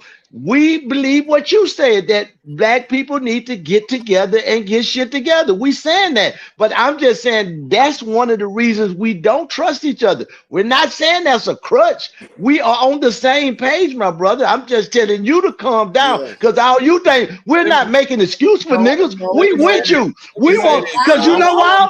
Listen, you know why? Because we on this panel together and we coming together. So we trying to make that. So that's what I'm saying. So we're not fussing against it, and we're not using the crutch for nobody. We're not trying to save them niggas. We're trying to teach and educate. That's it. They learn. Listen, all I'm saying is, if we keep going back in time, we're not going to get nowhere. If you keep making, we're not going to get to your destination.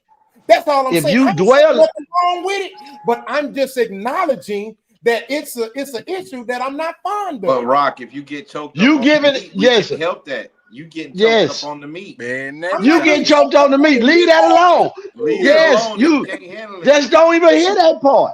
Next time. Just don't even hear that part. Yeah, just don't hear that part. Pause. Yeah, pause. No, I have to address it because it's a you give it to losing 20-30 minutes of wasted time talking about what the no. fuck happened. 1972. No, he said no. Wasting time is us arguing about it. It's gonna. That's what I'm saying. He arguing about opinion. Next time, he arguing about it. It's nothing to argue about. He gave a chronological opinion. That's it. And left it alone. I'm not saying that right. Every topic you go back, 1973. Shit, hell. He said 81. I knew a nigga down the street named Junebug. You know what he did? I said 81. He said 81. And that's a fact. That's a fact. That's important. That's called history. You niggas, boy. This ain't no money. I mean, it's for real, yo. It's a classroom. No, they gonna learn. This is a class. It's not history. This is a classroom. No, it's different courses. This ain't specifically a history course, nigga. No. I know it ain't. It's sports. It's everything. It's current events. It's everything. This is whole. Yeah. Nigga, he just said current events. He always go back to the 80s. It wasn't even no damn podcast then. YouTube world, don't eat him up for old shaming. He old shaming right now.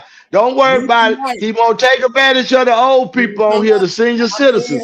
Don't worry about it. You see that? You see the youth? They bully the youth.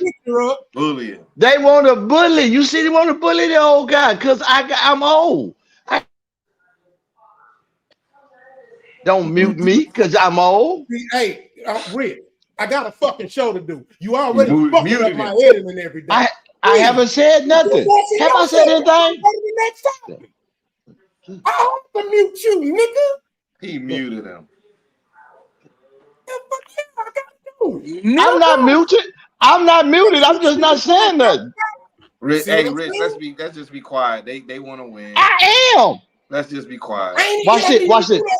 King, you okay to go into the next subject. It's him.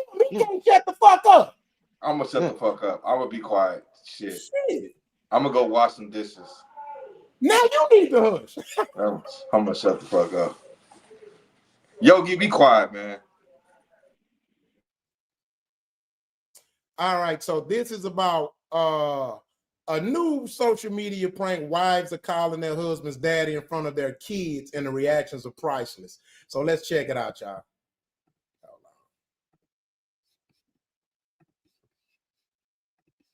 Any more drink, Daddy? Yeah. Daddy. Do you want any more drink, Daddy? Yeah. Daddy. I love you, Daddy. I'm so handsome, Daddy. That's so gross. Don't ever say that again. That's disgusting. Hey, Daddy.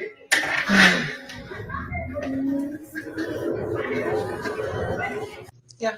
Are you ready for tomorrow? Yeah, is the bag? Yes, Daddy. I packed everything. Okay. I'm ready. Okay. What did you just say? Huh? What did you just say? I said yes. Hey, Daddy, are you ready to eat? Why are you crying? Look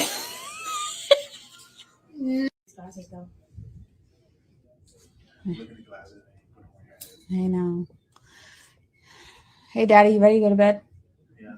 Okay. Come on. Stop doing it. Thanks, Daddy. Ew! I know, that's what I was. So nasty. Don't ever say that again. Thanks, Daddy. Stop,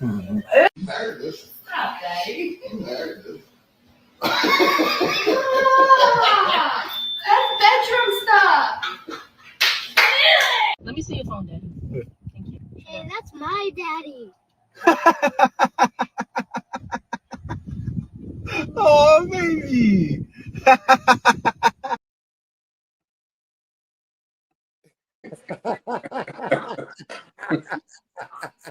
They can't All right, handle so it. before we go into this topic, They can't hey handle y'all make sure y'all take heed to the information that we give, especially Rich when they give history. That was just entertainment. So Yes, sir. Yes, sir. I'm just being entertaining. Yes, sir. Come on, brother. Yeah. Yes, sir. All right, so yeah, we're gonna go to the next topic. So this is a new thing going viral. I found it pretty cool. I think it was good for conversation. So especially, some with plenty. I know some of us are married with kids, if not ours. So the people that's watching, y'all comment about that too. I want Yogi to go first on that. What's your thoughts, man? Got any, or do you have anything to say about that? How the kids reacting? Like, what the heck? Hey man, first off, what we do in my household, fuck what you think about it. She call me what she want to. God damn it. Like man. You gotta be so mean, Yogi, to the kids. No, I'm not being mean, man. It's my goddamn house. If my woman want to call me daddy, I'm daddy, goddamn it. Shit. Take your ass in your room. You ain't got to hear it, motherfucker. Yeah, but why don't be so mean? That's their title, dog. Nah, man, but I ain't gonna lie, bro. I got a thing about social media. Now I get the kind of world we in now, bro. But man, they gotta make every single thing a thing, bro. Like, man, don't nobody give a fuck about none of this, man. Hey, bro, women been calling me daddy for years. So this is shit. This shit ain't new, bro. Like, where motherfuckers gonna put it on their phone and record it and to get the reactions, man. Man, I tell my child straight up, girl, I was daddy before you was even born. So man, go on about your business. All right, so King, let me ask you this. What's your thoughts on this? Because this is a new era thing. I think this started like right in our era. Now, what's your thoughts about it? Because when you think about it, I can understand the kids kind of taking offense to it because they like, wait a minute, that's my daddy, not yours. How the fuck you gonna call him dad? It's really innocent. It just goes to show you how kids and parents and men and women are so territorial. Yeah. So what's your thoughts on that, King? Yeah, I don't know, it always tickles me, man. I think it's cute. I think it's funny. You know, because like Yogi said, how the hell you think you got here? how the hell you think your mama was talking to me? You know what I'm saying? But it is hilarious because it could be so innocent. Because I know how sometimes women are. You know, they get territory they man and like, you know, hey daddy, you know, da da da. You want me to fix your plate, da da da. You know, and you got a little girl, and you know, I got a little girl, and I got an older son, and he's a teenager. So some things I can see him blushing about when he sees me and my wife do stuff, you know. Yeah. So I just think it's funny. I think it's funny, man, all the time. You know, that's cool. My child mama never did it, but I'm sure if she did, I know Nate probably would have been like, she probably would have dropped the plate. I honestly, you know what I'm saying, I wish I could have seen more of that kind of thing growing up as myself, like seeing my parents, seeing my mom and her person kind of interact in that kind of, I would love to have seen that kind of way. That's Yeah, me too. Yeah. Well, I seen it with my mom the years, not with my dad, but with the husband, Robert or ex-husband or whatever. But yeah, but that's a beautiful thing to see. But I love how the kids show how territorial they could be, because they my the hell. Mm-hmm. Oh That's yeah, your that's a little girl. Okay, Quality, talk to me, man. What's your thoughts on that, man? I mean, you know, it's innocent, so I don't see nothing too bad about it as far as anything like that. But I'll be you one better. I call my wife. Well, I'm not gonna lie to you. I call every woman because I'm really bad with names. I don't remember names well. Yeah. So every dude is buddy, and every woman is mama, even kids. Hey, mama. Hey, mama. Mama, go do that. Hey, mama. Hey, mama. Mama. That's the way it is for me. But that's mostly, like I say, this is I guess a mechanism for me because I'm terrible with names. I can't remember your name, so everybody gonna get a little nickname to know how I identify them. Unless, you know, I talk to you often or something, then it's a little different. I might remember then.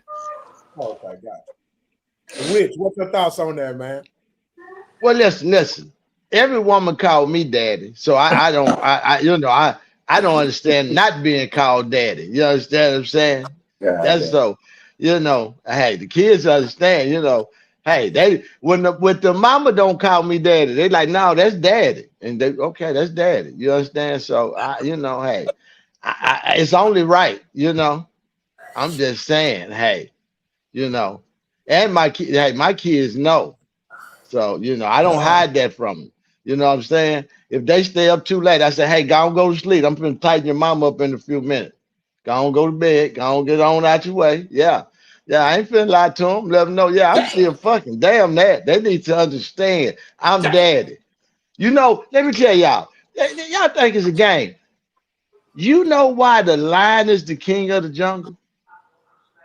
He ain't the biggest because he don't get but 800 pounds. A tiger would get to 1,500 pounds. A gorilla would get to, they are bad. You know them the real vicious animals, but you know why the lion is the king? Because he gonna send them bitches out there to do his work, and he gonna sit back. So all the other animals recognize that and say, that's the king. Listen to what I'm saying. That's how you know you daddy. See, they call me daddy because of that. See, I'm like the lion. They go out and work. I'm just saying. Hey, I could be wrong, but I know I'm right. I'm just saying. That's nature. That ain't me. That's nature. I'm just saying, hey. I could be wrong. I'm just saying. It's always some education. That's education. I'm just saying. Am I lying? Man, The other animals tougher than him. It's always the truth when the all them animals could kill him, but he is the king because the women go, yeah. All he do protect the pride. Truth in his logic. I'm just saying, and he the king. The gorilla did it, but he the king because he got his situation together. That's all I'm saying. Hey, y'all cried at Lion King. Y'all understood what it was. Yeah, I did cry. See what I'm talking about? That we. I'm just saying. I'm just saying. Hey, trust. What's your thoughts, man? Yeah, I gotta go with the world's greatest nigga on this one, man. All my See? kids know I'm daddy already. They ain't even surprised when Yeah, they hear that. They know I'm yeah. everybody daddy. That's See, yeah, my see. kids just know. They know that. Rich, we not talking about that part. We get that part, nigga. You said you gonna tell your kid you can go hit your bang your mama. That's Yeah, shit, yeah. They need to understand. I'm still don't fucking put gonna go to me. bed. I Don't ain't cock agreeing block. with that. Don't be cock blocking on me. I tell them don't hold your nuts on me, son. Go to bed. Yeah, you can't save them. I'm finna, yeah, go to bed. Don't hold your nuts on me. Let them go. Let them motherfuckers go. Don't try to hold them on me, baby. I'm just saying.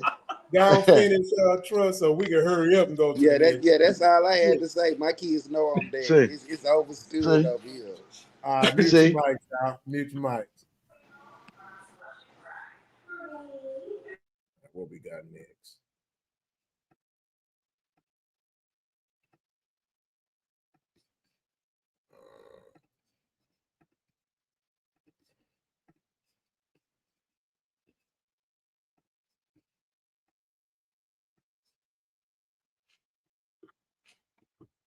Most talented artist that has ever lived.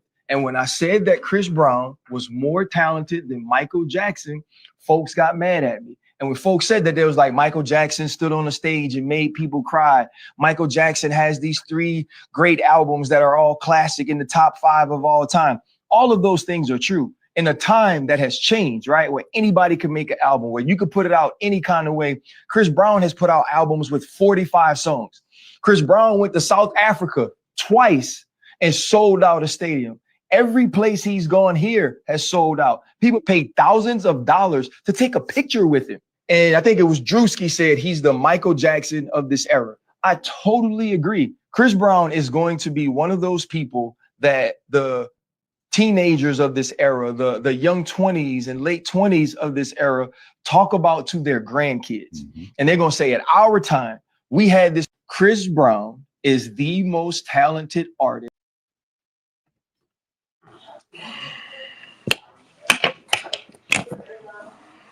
Oh, forget it. I'm so tired of this nigga. I'm so fucking tired. Listen, man. Oh, forget it. I'm so goddamn tired of this guy. I really. My blood pressure already gone up. I'm not saying nothing right now. I'm gonna leave that alone right. My blood pressure. Go ahead, count because I feel you, bro. What? You know what? Let me go and get it out. I'm gonna go and get mine out. See, I'm talking about. Look. Now, you know what? Rich, please. Please say the same thing you said last week. Listen. Let me tell you something. You know he's gonna give us a history lesson. You asked me. I'm thinking. He asked me this, didn't he? Now listen. Please, remember when you said about Pop, Toby, when they walk in the room? Yes. Listen, man. Say it again, please. Michael Jackson was something that we'll never have again. Let me explain to you. He started at 6. This was the first nigga with a cartoon, action figure. You can't compare something to him, man. When he walk in the room, he is the biggest star in the room. It's some rooms that Chris Brown will go in, he's not going to be the biggest star. If he walk in there with Beyonce, he's not the biggest star. If he walk in there with Taylor Swift, he's not the biggest star. If he walk in the wrong room with NBA Youngboy, he might not be the biggest nigga in there. Or Drake. It depends. But Michael Jackson, I wouldn't give a damn. Rock, pop, soul, rap. You can go get the Indian music. You can bring some niggas from the moon. Africa. He said some African shit. Do you know that the African people went crazy for Mike? You don't understand what kind of concerts Mike used to do over there. I watched him do Dirty Diana over there. Man, I had never seen so many people. And I'm talking about he had them so emotionally attached to his music. Now, Chris Brown, he's only mentioned because you got to realize something. when he was about 13, 14 to 18 years old, nobody make music for those kids. He was making music for those kids. So he built up a real strong fan base until when he got now where he at, he doing good. I'm gonna let you know something. If R. Kelly was out, you wouldn't be talking this Chris Brown shit. It'll be a debate. It'll be a debate. I'm just saying. I'm just saying. Hey, I'm just saying, I don't know too many people that fuck to Chris Brown, but everybody got a baby to R. Kelly damn near. You see, I'm trying to say, I'm just saying, it's a difference. You can feel it and you can see it. He's just saying that on hype and numbers and youth. As older and wiser men, we can't let the youth tell us what's better than what we had. You see, I'm trying to say, we can't let that dictate.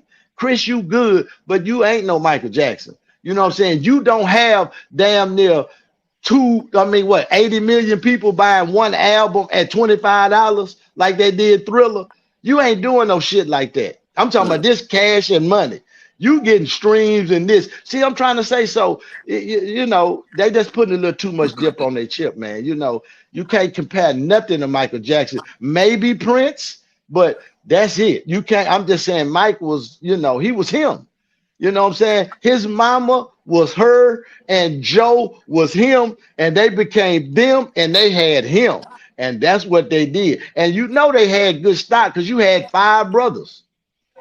Yeah. So Mike a bad motherfucker. Chris Brown ain't got another motherfucking sibling that can do shit he could do. Don't forget Janet, nigga. And a baddest sister, yeah. Oh my God, we ain't even go there. Don't leave Reby out like a centipede. She had like a centipede. Yeah. I just want to say real quick, just one thing.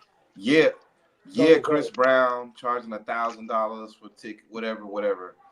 There are people that would be paying $1,000 in just travel expenses for each of their 4 people they're bringing, and they're also paying $100,000 to see Michael, just to be in the room that's probably the size of a football field, and they will pay $100,000 just to do that, and may not even see the nigga. Excuse me. Do you realize the princes over there in Dubai now, they was paying Michael Jackson $1 million just to come and talk, just to come over there. Mike shit was, I'm talking about his numbers was Michael Jackson, it cost damn near $500,000 for him to leave out the house. Do you understand? Because he couldn't go nowhere. You had to shut shit down. That's what I'm trying to say. He was not normal. He could not go nowhere. If he was going somewhere, you had to close, like the president. He had more security and detail than the president. He had more power than the average human being. You know what I'm trying to say? That's unheard of. When he goes somewhere, and hey man, come on, man.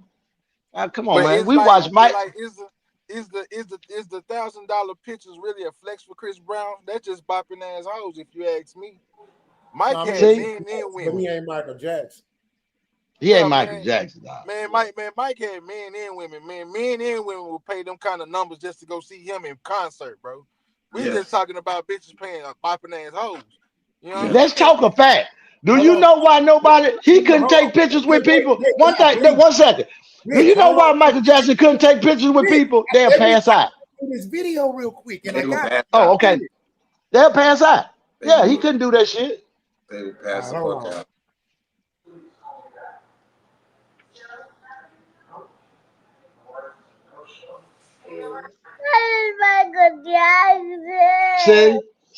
See. Don't cry. It's okay. I miss See? Michael Jackson. It's okay, mommy. See? Stop crying. See? Michael Jackson. Don't cry. Damn. I feel that, man. I feel you, brother. You see what I'm talking about? This is crazy. I miss him. That's crazy. The little kid don't even know she exists on Earth. What? See? But she's crying over Michael Jackson. Mike, man. She's not gonna remember nothing she did at 2. But she's sitting there, Miss Michael Jackson. Man, otherworldly.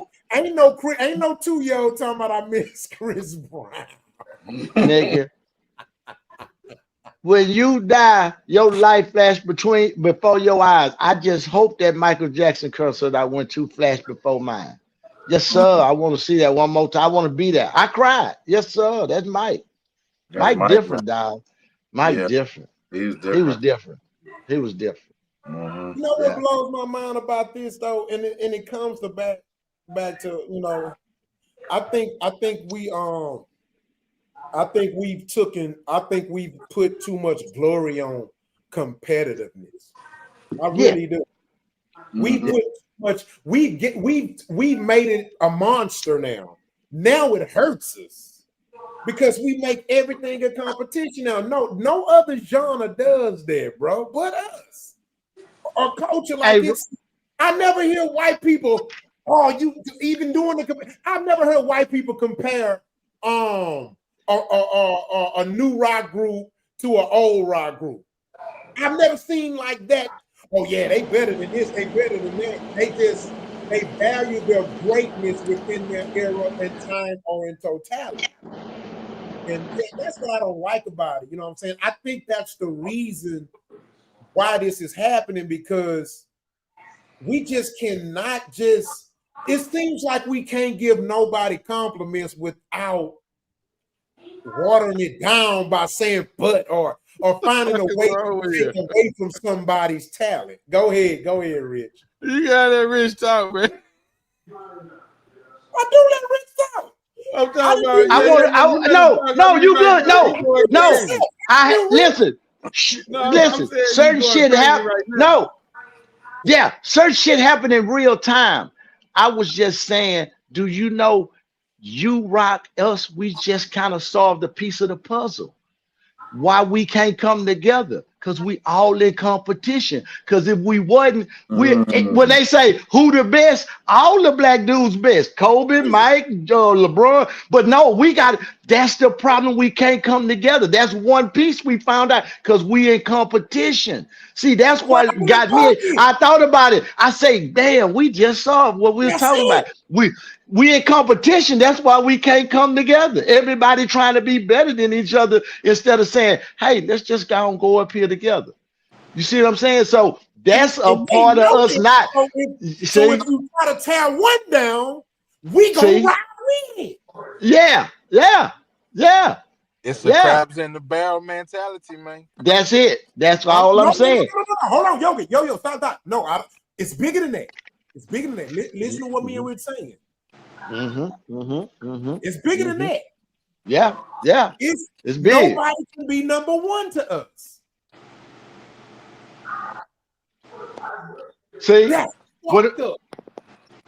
when the white man say who the best, all of them, that'll fuck him up. But he know we gonna say Michael Jordan, fuck LeBron, or Kobe. Now, nigga, all of them. Because if you ask him, he gonna say all the white boys. He not gonna give you one. He gonna say all of them. Nah, they ain't gonna fight against each other. All them white boys great. And here's an example of what you're saying, Rich. Right? For example, okay, I think Michael Jordan is the greatest, but I don't hate LeBron. But you got people out here, they gotta hate LeBron. Why you can't just still love him too? Yes, you don't have to hate something because you like the other. You know what I'm saying? That's it. Don't hate something because you like the other. Because you like you know, that's the only reason. That's what people do. Just because I like this, I can't like that. Bullshit. Who said that? Who made that rule? So would you say like adapting would be a part of the problem too? Because them people in like you. So I look at like Kobe, Jordan, all them in eras, right? Jordan was great during his era. Kobe was great during his era. LeBron was great. But that's where the problem come in, right there. You know what I'm saying? You got to be able to adapt to what you're around and come together and get on some shit. You know? Yeah. I agree with King. I think that's where the problem come in too, because even if you're separating it by era, we're still technically doing the same thing. Yes, you're doing the same thing. Doing the same. That's why. It's the same thing. That's what I always. That's what always sparks the Jordan LeBron argument, because somebody ended up saying But the see, era, and it's like But Jordan can be it's in wrong. any era. In the I era. wasn't. But But see, I wasn't saying peep that. this. I wasn't saying it like that though. I was saying it in like okay, they all had their eras. They was great, right? But that's not to say we can't say they There were you go. all still great. You know what I'm saying? Yeah. Gotcha. But peep this. Now peep this though. If we start doing it like this, see what we do, we throw away the old for the new. If they ask who the greatest, we start. Hey, we're gonna start at Bill Russell, Wilt Chamberlain. We're gonna go down in line to let them know all our people great. You know what I'm saying? So I ain't gotta tell you the era. When I'm saying the names, you know what that means. But when they say, now you gotta pick one. Like me, I like a couple of football teams. No, nigga, you ain't real. You gotta have just one team. Why? Right. I can like more than one team. Why? Yeah. Who made that lie up? You know what I'm saying? I like different teams for different reasons and different people. Don't make me now. You know I'm a Texan fan, but I like other teams. So that's what I'm just saying. We too busy trying to make you pick just one. Who your favorite rapper? I like both. You like Drake and Kendrick? Yeah, they fight, not me. So what's the problem? Why I gotta What's wrong pick? with it? You see what I'm saying? Why I gotta pick? Y'all niggas fight, not me. You know what I'm saying? That's what I'm saying. That's the mentality. If we start with that mentality, we can we can separate it. And we can separate the behavior. Like, I don't like Drake's see. behavior right now on certain Yes. You know But what I'm we can't saying? take away from the talent and But what look, he but done. even He still- done that. But look, even still, that's a problem within itself too, because who gives a fuck about how his behavior is? yeah, Yes. That's him. Nigga, I'm listening to the That's music. his I'm giving a behavior. fuck That's how not he yours. True. Okay. True. Okay. Yeah. True. Oh yeah. I True. get you. Yeah. I get it. I get you. I got you too. Hey, Shane. we on the phone in some shit here today. Man, that That's shit what was I'm talking about. I groundbreaking. saw it. That shit was groundbreaking. I saw that. Yes. Me. Yes. Do we have a viral moment, my niggas? Hey, Oh, we yeah. trying I to. hope We so. about to. We got a lot But of it's a viral fact. I moments. just saw it. I'm telling you, I saw it that you unfolded it because This whole that's the show is a problem. viral moment. We are picking and choosing instead of just saying, hey, all us good. You know what I'm saying? You know, that's what it's hard for us to say, you know.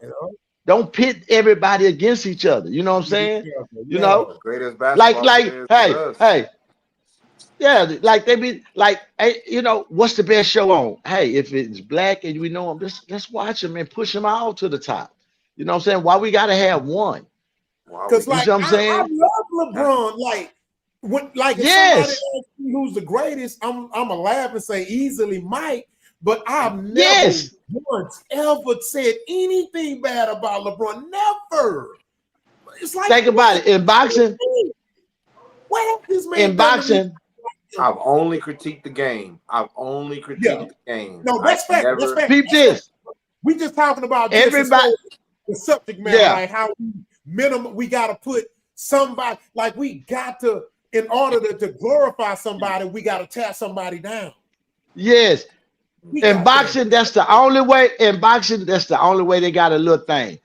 They know they love Muhammad Ali, but Mike Tyson is our guy. See what I'm trying to say? So that's the only place you'll see black people don't pick one and two. There's like no, Mike Tyson and Muhammad Ali. You're gonna get them two. You know what I'm trying to say? If we was like that about everybody, man, we'll be a whole different. He'll see no separation in us then. You know what I'm saying? Who good? All of them. You know what I'm saying? Everybody good. You just pick who you want. Hey, so basically what you saying in a nutshell is niggas be hating for real. Yes, that's how we lost the waterfront. Niggas need to stop hating and it has affected us tremendously. I remember back in the day at the waterfront, wasn't number black men. Them Mexicans that came in and hired nothing but they people. I'm glad Trump be moving them. I'm not hating on you. If you're supposed to be here, be here. But if you ain't supposed to be here, you really in the way. You know what I'm trying to say? And that's what's making America great again. That's not racism. He just doing, if you ain't supposed to be here, don't be here. You know what I'm saying? And we have the right to say that. You know what I'm trying to say? But anyway, like I'm saying, we just need to choose. We need to choose. In other words, choose us. Don't choose black. Choose us. Choose everybody. We choosing all us. You know what I'm saying? We have to do that. You know what I'm saying? We ain't got to pick. Bet. We got to go get them shirts made. Choose us. So choose us, man. I like Yeah. that. Yeah. I like to be chose. Yeah. We don't want to say it too many times. Let it go, because somebody gonna steal it. Yeah, that's good, trust. We try, yeah. All right, mute your mic, y'all. We're gonna go to the next subject.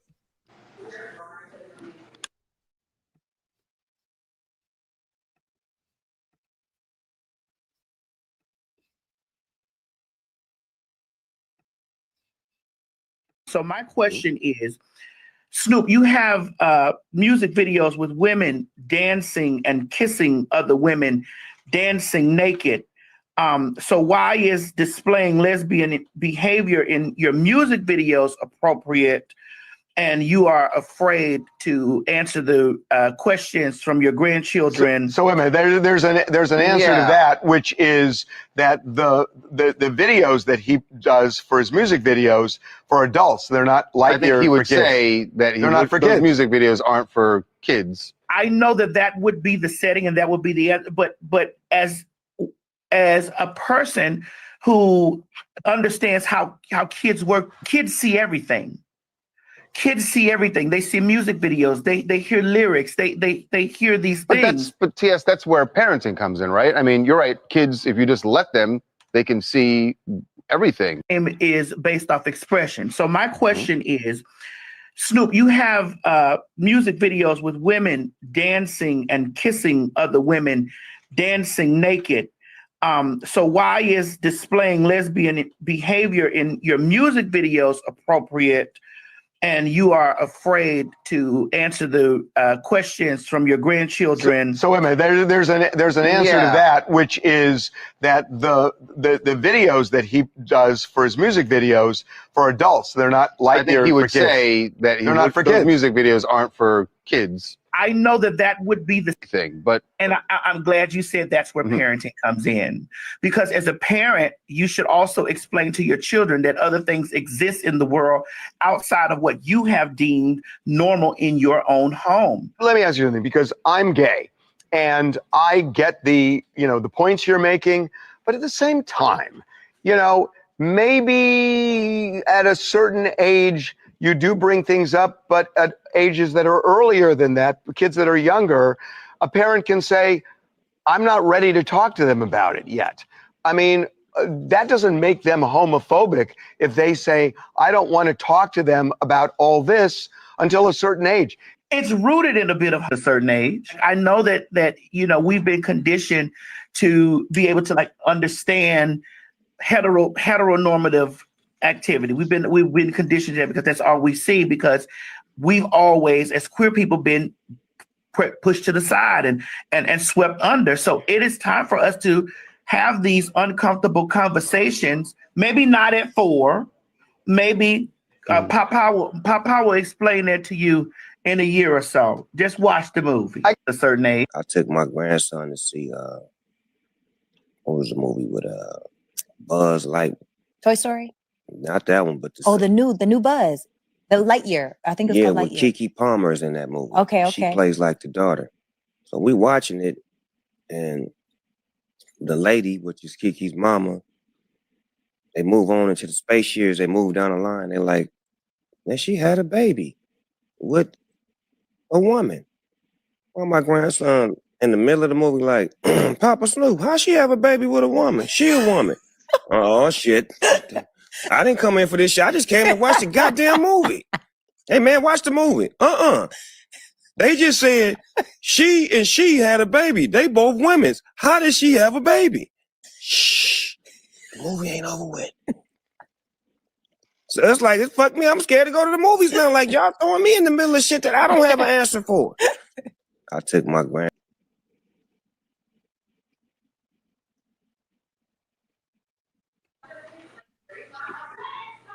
All right, so let me add some context before we get into it. Again, y'all, this is a podcast, and it's going to be times where we have to talk about things more often than we care to. But either way, oh shit, can y'all hear me? But my camera acting up. Yes, I can hear you. Okay, hold on just a second. So while my camera's acting up, so basically Snoop took his grandkids to the movies, and They slid some more shit in. They slid it in like some G's. And so he was caught off guard, and he talked about that on his TV show. And basically, you know, it's a lot of backlash from it, but we're gonna talk about it. All right. So go ahead, Rich. I just have a question, y'all. Did any of y'all know that Harvey was gay? Am No. I the first? I just found that out today, That right in just live fucked me action. up too. I That had fucked to me ask up too. somebody. I was Fuck like, Snoop that. I didn't know Harvey was gay. He told me, well, I'm gay. And Harvey, he just slid that in there. You just don't slide that in there on a motherfucker like that, man. You saw that too, Trust? I did not know Harvey was gay. I did not know that dude was gay. I didn't know that meant so much to me till I heard him say he was gay. I'm like, God, I didn't know he got by. I'm thinking God about what damn. about the black dude now? The little black dude. And With the see now stop. I'm questioning everybody now. I'm questioning everybody on that now. He didn't fuck me up. So now second of all, This plays let me into get what to we this. talking about though. Now let me get to this here about Snoop and the kid. Now I'm gonna tell y'all something. I don't know when have we got weak as a society that we feel we got to explain something to a motherfucking child. You understand? I grew up in there where you ain't got to explain a motherfucking thing to no goddamn child. I don't know when did we become a society where we explaining to a motherfucker that ain't doing shit but eating and fucking up your shit and you don't have the right to ask me certain questions as a child. You understand what I'm saying? You have to stay in a child's place, and it's a place for that. And I know they'll say anything now. You understand? Let me tell you something. And on Snoop part, y'all know Snoop was high in the motherfucker. That little boy blew his goddamn high. He was trying to eat him some popcorn and shit. He asked him back. Snoop like, huh? That fucked him up. Blew his whole high. I felt Snoop. He wasn't trying to answer that shit. I'm just here, nigga. I'm Snoop Dogg, and I'm at the movies with you. You asking me this bullshit, but that's his grandson. I understand. But when have we started explaining ourselves to kids, man? You know what I'm saying? And then the commentary on it to me, like you trying to dignify him not answering the kid about where back in his videos he had let me 4 years old, bro. Now listen. Let me address that thing. Listen. Let me explain something. We shouldn't even listen to them. They don't even have a voice. This motherfucker don't know whether he a man or woman. So you gonna let him make a decision on the child when as a grown human being, he don't know whether whether he want to take dick or give dick. He don't even know which one he trying to do at this point. You see what I'm saying? He confused. You know what I'm trying to say? Because you know what you are. You can say what you want to be, but we know what you are. So what I'm saying is leave them kids alone. You shouldn't even speak on that because it was a time when they didn't speak on that shit. They left that shit alone because they knew it wasn't their place. You know what I'm trying to say? And plus, Snoop Dogg ain't that child's parent. That's his son's child to tell him that too. It's a bunch of variables right there. But I'm of the old school. I don't explain myself to no kids. I don't feel I have to tell you a motherfucking thing. You know what I'm saying? Call it what you want, but I call it raising them right. You understand what I'm saying? Because they're going to come to a point where they get a kid or a grandkid and they're going to remember what my daddy did. He told me, shut the fuck up. I'm grown. And he going to tell them that. That's what that's for. That's what that is called, being grown. When a kid wrong, that's it. That's all. Now, but I'm saying, when did we get so weak that we explain ourselves to kids? My grandparents, my parents, they never explained themselves to kids. I could ask my grandpa, why this here? He said, man, shut your ass up and go sit down. Before you had to go in there and go to bed. Where'd you go? And I shut the fuck up. I stay out of grown folk business. You know what I'm saying? Now that made us disciplined. That made us know better. That's why I could tell my kids that. I think I improved on my parent. I think I improved on my parenting when I didn't totally practice that. I was more conversationalistic with my kids than my parents was. I think that hurted us in a bit. You know what I mean? So, I am the most liberal parent it is. I let my kids say, and my slogan is, "You lie to me." You only lie for two reasons: your life in danger, or you or somebody finna do something. That's the only reason you lie. Beside that, tell me the truth. And you know your life ain't in danger, and I ain't finna kill you. So No, I was you saying don't about have the to lie to me. No, circumstances. I was I saying know. about I know. I'm yeah. just saying I teach my kids that. So with that being said, when they was at a certain age, what I'm getting at is if you 4, 5, 3, 2, 4, you don't need to ask me that. That's I it. It's disagree. inappropriate. Let Disagree. me say this. The bigger picture is how in the fuck at that young age you know what having a baby is. Let's get to that. Where you learn that at? See, you It's want too to, if you want to, now if right. you want to go down that rabbit hole, that's the rabbit hole to go. How you know two ladies can't have a baby? You 4, 5 years old. What you know about fucking?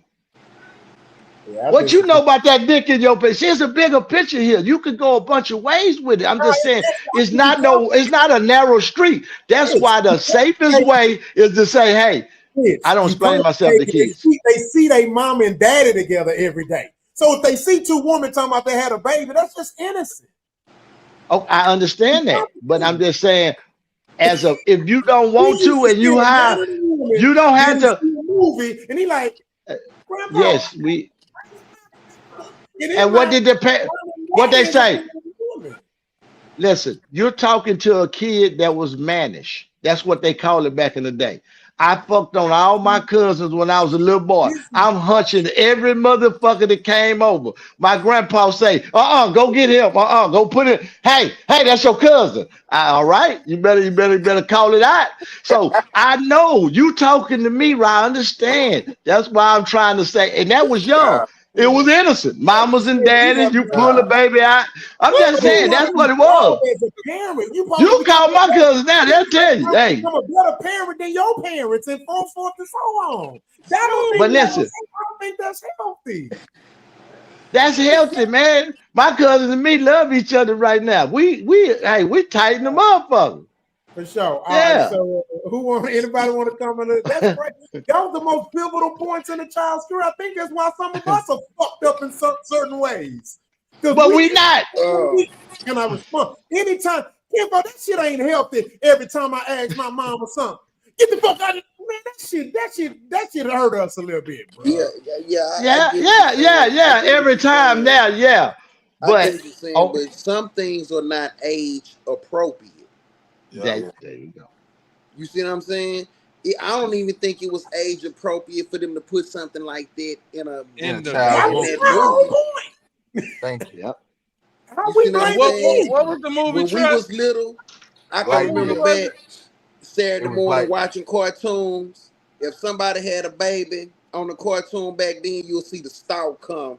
And the stalk would drop the baby off. Goddamn. It was innocent. It was innocent. Yep. What was the name of the movie they was watching though? It was Buzz Lightyear movie. Buzz Lightyear. Ain't that the toys? Yes. Yes. So you telling me the fucking toys are having babies, and the movie is telling you that the toys? See that right there? This is all the inappropriate shit right here. All the other shit we talking about, that's the inappropriate shit. Fucking toys. I don't think it was the toys though, Quality. Camilla say they teaching them about their bodies early. Yeah, I don't play that shit. What you need? What you need to know about your body early for? Don't What do you need to know about your body early? What do you need to know? What do you need to know early? You just need to know Besides how to wash your ass, you still learning how to wash That's your it. ass. That's it. That's it. That's they don't all. even do That's that it. at That's that all. age good. Exactly. You gotta ask them if they clean behind their ears. Yeah. What? I'm saying it's kind of weird to me because for me, the bigger problem wasn't there. We went to straight tripping with the kids. No, that shit shouldn't have been in the fucking movie. Yeah, I'm listening to Disney, man. I'm reconsidering our subscription to Disney. Like, I don't fuck with Disney. I've been deleted. Hey, man. I told my child she better not let no motherfucker. We said this before, bro. We said this before in our opinion, bro. This shit is all pushing an agenda, bro. Yeah. And not letting these kids be kids, man. Now, if you grow up and you decide to swing in that lane, bro, you are adult. You seen some shit or been through some shit that make you want to do that. But as a child, man, give the child a chance to be a child, grow up. Yeah. You know what I'm saying? Yeah. Like stop pushing the agenda on these kids, man. You gotta do They that. innocent, bro. They like sponges. They soaking everything the fuck up. That's what brings on questions. Like, man, let the kids be fucking kids, man. Yeah, That let shit them shouldn't be even been in kids. that motherfucking movie, bro. Don't swim either way. You know Either what I way, mean? yeah. They don't need to know nothing sexual They at don't that they age. don't They even know how don't. to swim yet, bro. They don't even They know how to don't. swim yet, man. Keep them out the water, man. They don't even Yeah. have to have that shit going As far on. as I'm concerned, the little bird with the little stalk need to bring the baby again. That's all that needs to be Yeah. done. That means new Yeah. baby right there. Leave it at that. Why we gotta go through all that's bullshit? Hey, Why is that in the hey, movie, man? hey, Yeah, man. that's When the bullshit. question is asked, what babies come from? That bird in the sky that bring you in a little call.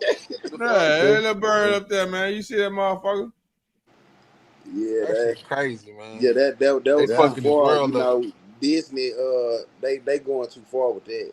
That's all they had to do. That's all they had to do. Bring a little stork, bring the Yeah. baby to the two mamas. But see, they Ain't nobody gonna care toys about too, that. Ain't King. nobody gonna care. Why is toys having babies? Toys, yeah, that's crazy. Nah, Toys shouldn't be in relationships. That's Yogi, true. you I seen bet, Yogi, you seen the movie? Fuck the No, I nigga nah. don't do up. toys. But Hey, I kind of know the backdrop of Toy Story. They do have humans in them movies. The kids be having toys. You know what I'm saying? oh, So that's probably what Yeah, it was. It's probably two grown, like the human humans. women that had the baby. Honestly, They say it's y'all in the saying future though. y'all saying bring the Transformers gonna Starks. be next. Y'all saying Starks bring the baby to the two mamas. The two mamas shouldn't even be presented in this kind of movie, man.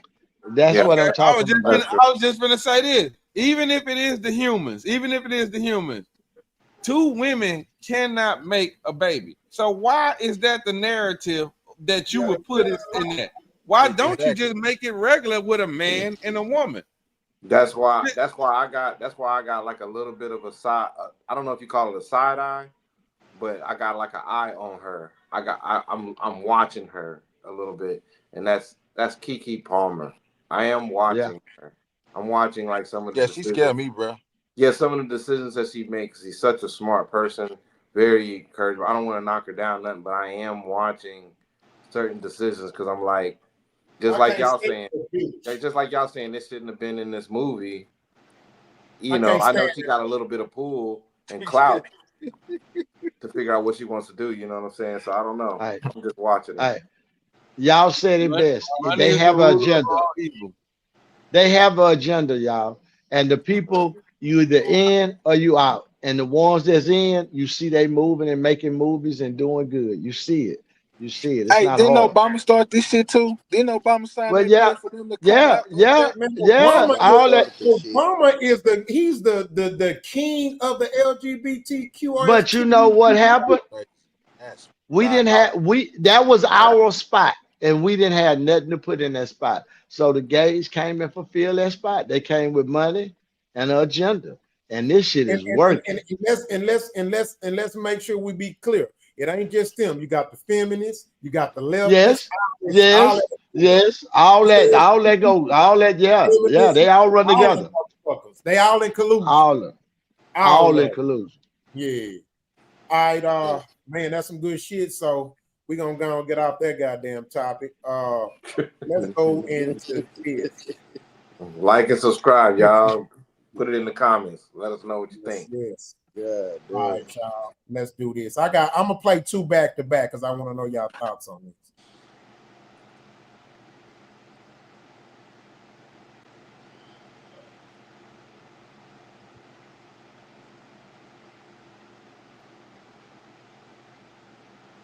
Secret? Yeah. You promise you won't tell anyone? I won't tell anybody.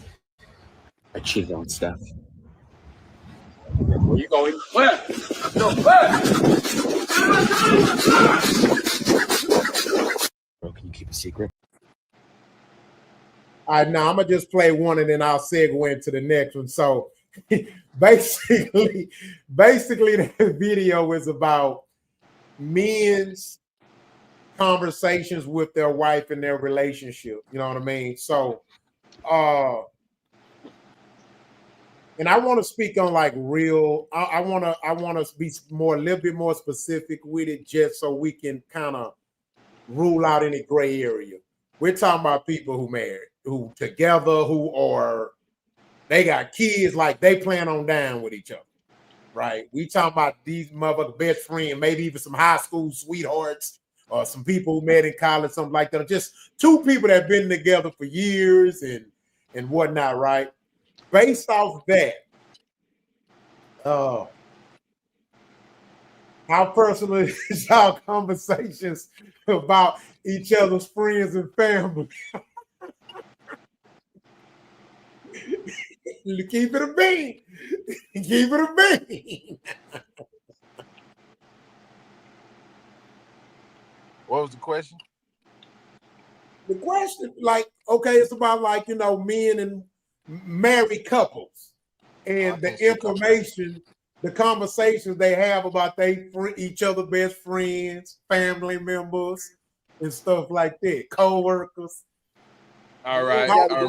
You ain't got to be married for that conversation. How much of it? All right, so let me jump in now, and Yes, y'all sir. know my wife watches this show. I'm gonna be really honest with y'all. I can't stand talking to her. I can't. She gets on my nerves. Don't do that. Don't do that. Please don't do it. He don't mean that. He don't mean that. Rich. He don't mean that. She know it. She know it. If I'm saying it here, that means I already made it public there. Okay. Yeah, she know it. And the reason why is because it's always so much information into talking about this one thing. Like if we're talking about this, I swear to God, I got to know the backstory about 25 different thousand years back to get up to this here. This shit is annoying. What the fuck is wrong? That's all I need to know. That's it. Why are we back here? So we don't do that. Okay. And here go the next one. This is the next one. God damn. Don't do that. Just one. You gotta go home. You gotta go to sleep tonight. You have to go to sleep. No. Okay, go ahead. I gotta give you this one, Rich. Let me tell you this one right here. I can't stand it, y'all. I can't stand it. This one, y'all let them cook. Let them cook. When I know something, if somebody come and tell me something, there is no fucking way I can tell her. Because if I do, she is a tape recorder. It will be all over every goddamn station, everybody gonna know. She is that 13. Right, I can't keep a secret for nothing. If I say one little thing, my wife. You already ate? Everybody got it. The whole household, the kids involved. She's telling it all. So I got secrets to this day right now that I just don't tell them because I understand they just can't do it. It's not in their genes. Hey, you already ate? You already ate? I hope you already ate, brother. I hope we did too. Hey sis, I love you, sis. When I come home, I want some lemon pepper tilapia. I ain't said. I still love you, sis. She better kill you in the comments. Oh my man. God. You know what it is, man. So quality. Yeah. You don't ever talk about nothing with Yogi to her? Oh Lord. I don't never talk about nothing with Yogi. You bet the fuck not. Yeah. Yeah. Hey, this is my mama's house. We keep it on quality. I do, but I'm being honest. Yeah, I do. And what she do, Yogi? You be telling on me, nigga? What Listen, she do? Don't. Oh my God. How many times she called you, Yogi? Yeah, she called you. Yeah, she gonna call and text like a motherfucker. She can't hold ice water. She can't hold it. She gotta go talk. If I say Yogi and this happened, I give it 2 days. My wife is gonna be, what? Why are you okay? Why did you do that? She can't hold it. She can't fucking hold it. I said, don't tell me. She can't. All right. So King, let me ask you this. Kamala says all married couples pillow talk. Do you agree? Hell yeah. That's the best part of the day. Well, I knew you weren't gonna lie. I knew a nigga wasn't gonna lie. That's the best part of the day. That's the best part. But hold on. I love when my people tell the truth. That's the best part of the day. Mom fell asleep in the living room right now. But yeah, I'm like Quality. Sometimes I don't want to hear shit. I don't want to hear the story. I gotta hear too much. I can't take it all in. It lasts for hours. But at nighttime, though, it seems it's a little bit more juicy. It's a little bit more interesting. You know what I'm saying? So, yeah, man. Yes. Man. King, Yeah. King, you be like, what? That bitch did what? Hey, that bitch did what? I'll be like, for real? What? Okay, we go. Who want to go first? Rich or Trust? I ain't married. So. I ain't married. I ain't married. Yeah. So I'm gonna say this. I think it depends on who you married to. See, like Quality, he know who he married to. Yeah. So you know what I'm saying? Every woman is. Most women are the same. Most men are the same, but we all are different in some kind of way. King knows who my he's woman married. a vault. She a vault. Ain't nothing coming out. Yeah, see, and that's why I'm just gonna say, see, like my child mom was and is a vault. That man, your money's safer there than the bank. Yep. I ain't gonna lie to you. She's solid steel, nigga. You know what I'm saying? I'm sure my wife is, but we haven't gotten to that point yet. You know what I'm saying? We ain't got to that point, but I still, I know she tells me everything. She tell me when her best friend pissed off and shit like that. And, hey. Man. But now with her, she don't give it to me in long, long doses, at least not yet. So what's wrong with your camera? Boy, it's coming. Most couples pillow talk, bro. That's your best friend, man. Everybody pillow talks. Ain't no one say it don't happen. You pillow talk. I pillow listen though. I just listen because I don't say I pillow listen. My kids be telling me shit. My kids be coming telling me shit. Yeah, me. Now you know. Then you want to know something though? You want to find a fun fact out? If your wife or girlfriend has a best friend, when you come around, you would know what she say about you by that best friend reaction. Oh yeah. Trust and believe me. If she talking bad about you and you come around, she gonna roll her eyes and look at you like you ain't shit. But if she talk about you like the king you is, she gonna be like, oh, hey, boy, hey, brother, all that type of shit. I'm just telling you, just pay attention to the friend. She'll let you know what mood she in, because she telling her the shit. Girl, that nigga ain't shit. He don't do this. He got girl. I cleaned it. I washed it. I washed his clothes. He had shit in his drawers. Girl, his big old ass don't know how to wipe his ass. She telling everything. I'm telling you, that best friend gonna get it. So when you see her, then look at her face. She gonna tell you what it is. Like, you like, what's wrong with you?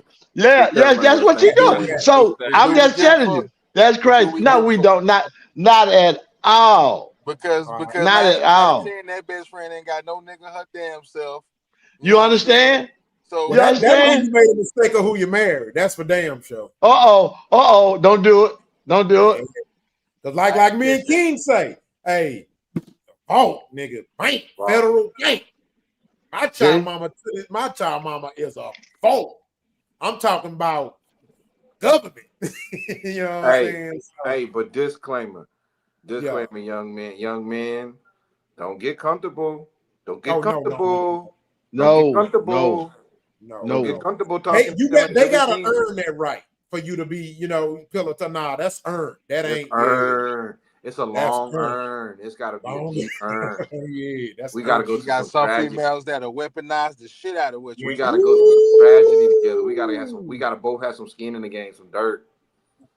Plenty, facts, super skin. Yeah, that's a fact. So that's a good jewel you drop for him, King. That don't just be loose. You've been dating her or been with her for 6 months. You losing your grip. Yeah. What they say, loose lips sink ships, huh? Hell yeah, fast on the bitch. All right, so mute your mics. This a segue, man. I think this gonna be an interesting conversation.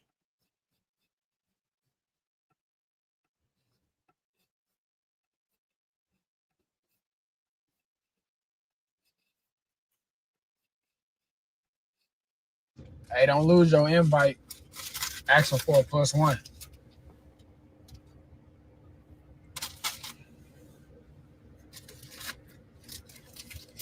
Trying to impress that bitch that I ain't never seen you with. Have both of y'all getting turned around at the door. This is a close friends and family situation. No, you cannot bring that girl, gang. If I ain't never seen you with her, no. Y'all damn near need to have the same dynamic me and Leo got, or she can't come. Sit, nigga. You want to get dressed up with that bitch? Take her to church. She will not be at my shit. You'll get turned around at the door with her, P. Friend or not.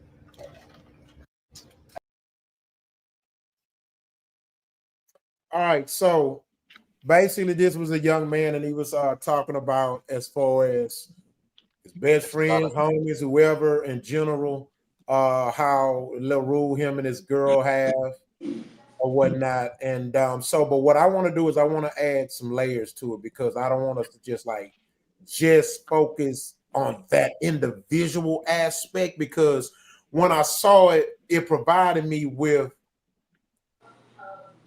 a more in-depth issue that I've seen in Black culture, and I'm personally not a fan of it. And I'm definitely one of those people who plan on sticking to certain traditions when it comes to this type of rule, so to speak. So the question I want to have, and I want to ask Quality first, because I want him to be the lift off for this conversation. So if there's any pushback or debate about it, we can have something to go off of. So Quality, the question I have is this: should we go back to having those strict family rules? And let me give you an example. I remember when I was younger, a female couldn't bring around no different nigga every goddamn get together, every barbecue. In fact, they weren't even that bold, because they know her and that new nigga will get embarrassed. And even if they didn't run him away or run both of them away or deny him an invite, they wouldn't front. They will make them so uncomfortable to where they're gonna leave anyway. Like, yeah, I don't think I need to be. And so my point, so my thing is what? So what's your thoughts on that? Because that used to be considered disrespectful. I don't give a damn if it was that your uncle was throwing to get together, if it was your auntie. You know, they felt like they looked at it as you're disrespecting me. Fuck if you don't feel like you're disrespecting yourself by bringing another random nigga around here, another random bitch in here. Look, I got family structure here. My kids see this. My grandkids see this. There is some specifications that and some guidelines that need to be practiced around me. And I noticed it ain't like that in a lot of families now. It's like motherfucker just bring around, have 4, 5 bucks. Man, I wish my motherfucking daughter would bring another nigga around here. It's been 3 months. Man, I'd be like, bitch, if you lost your mind, then that's my daughter. Because I would take it as you disrespecting me. So what's your thoughts on that as far as what he's saying and me adding those layers to it? All right, so as far as the video, I didn't see that much. I ain't get enough of that to understand. Sometimes I struggle with the little dudes and the way they talk, so I don't be knowing what the fuck they talking about. So as far as the video, I ain't see much of that. But as far as what we talking about right here, what you just said, did you hear? Like I say, I'm hearing it, but I can't. Sometimes I can't make out what he's saying. They not clear. He was basically talking about what he said, bro. The invite, like if his homeboy, if he tell him come, you know what I'm saying, or his close friend or whatever, relative, whatever, come, he having to get together and invite him, and you talking about inviting some random chick that his gal don't know, his kids ain't familiar with, his family, whatever. He like, nah, you lost your invite. You ain't bringing no randoms around here, because him and his gal or whatever don't get down like that. You know what I'm saying? And so it kind of lets me know that he is grounded, rooted in something. He's come from something traditional where that respect was mandatory. And so I just added layers to it to just get give you a better open view of the spectrum of the conversation. So what's your thoughts on that? Okay. All right, so I'm gonna speak for me and my children as far as I'm concerned and all that there. I got 2 daughters and a son. And I ain't gonna lie, I guess it's a fairy tale type situation for me when it comes to my kids, because I've been very, very blessed with the children I have. I don't have the worries that some people have with their daughters as far as being boy crazy and all that there. I was very open with them early, so I don't have to worry about them. Like I honestly don't even I don't want to go that far, put their business out there, but they didn't mingle well with a lot of boys, and especially ones that were of our culture, because they didn't see that as attractive to them. They were more, here it is. They like the Klay Thompsons, if you will. You know what I mean? Everybody understand what I'm talking about when I say that. They didn't like the dope boys or nothing like that. That was never the interest to them. So that's the girls. My son, I probably would have wanted him to, explore himself a little more. This boy brought home a girl, and he's still with this girl to the day. This girl then literally moved damn near up to Austin with him to go to school. See? So that's a good man. They're rooted. They're everything that I guess I have done, and even my son has a different mother. So that I don't want that to be misconstrued. He has a different mother, but all he ever known me to be with is this woman, and all he known his mama to be with is her husband. And me and his mom, we probably ain't the best of friends, but I can tell you this: me and her husband are probably the best of friends. I talk to that nigga all the time. He's like my best friend. So my son's stepdad and I are best of friends. Okay, so that's weird to a lot of people. Yeah, but quality. Quality. I don't want you to limit it to just your kids. It's bigger than just your kids. We're talking about your sister or brother bringing a random dude home. Kids, they're probably not even dating at this point. You know what I'm saying?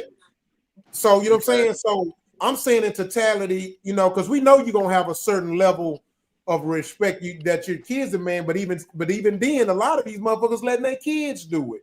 That's what I'm getting at. A lot of them let their kids do it. So I gotta let you finish. My bad. Yeah. And then as far as like what you was just speaking on right there, this is what it all leads down to. So it's like a level of respect that I have to where they respect me. So in respecting me, if you do bring someone new to my home, I'm assuming that person is someone that you really have to care about. And I'm not gonna not let you allow you to do that. Now, if you telling me you care for somebody every other week and shit like that, then yeah, it's a different story. Cause we ain't gonna be doing all that there. But if you bring that one over there, and I may not know that person that first time, if you bringing them here, that means that you trying to get your idea of how far you really want to go with this person. So you bringing them around for me to understand who that, and you gonna let me know that before we get to all this here. You gonna let me know, hey, I'm bringing such and such, and this is a new guy, and I like him or whatever the case may be, or a new person. But you're gonna, in other words, to make it quick, you're gonna respect my home. If you know this ain't somebody you don't like, or you ain't really with, or y'all just fucking around, don't bring them here. This ain't where they belong. Well, listen, man, listen. I'm dealing with that right now. What you're saying, I'm dealing with that with my son. You understand? I told him, look, hey, man, pick you one, and that's it.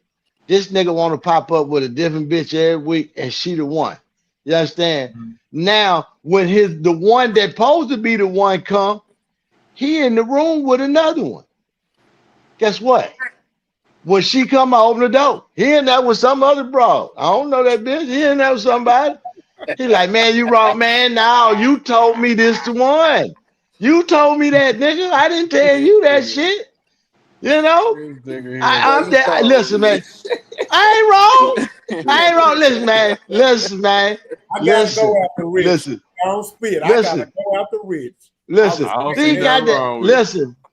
Now, I mean, listen. I'm just saying. You know, them kids. Listen. I grew up to where you didn't have bring somebody that the family don't know. That's all you got to do. That auntie gonna be like, "Hey, is that the boy she came with last year?" That's how it started out. No, that ain't him. That's this other Yeah, guy. that's why you Which right in one? front of Yeah. the person. So right in front of that nigga. Right Shit, in what you front talking of about? The whole family. I don't give a fuck. I'm the cousin that's gonna be like, nah, that's that other nigga. This new nigga. Yeah, you good, my nigga. You good. You know, we like that. And they know it, so they don't even. Now, my kids personally, they're not letting me meet no goddamn body. They told me I'm embarrassing. I already know that. I'm embarrassing. That's what I get that off the muscle. I'm like, I'm cool with that shit. So I'm the last you one. bring They it. bring me the last. What? Yep. Listen, man, listen.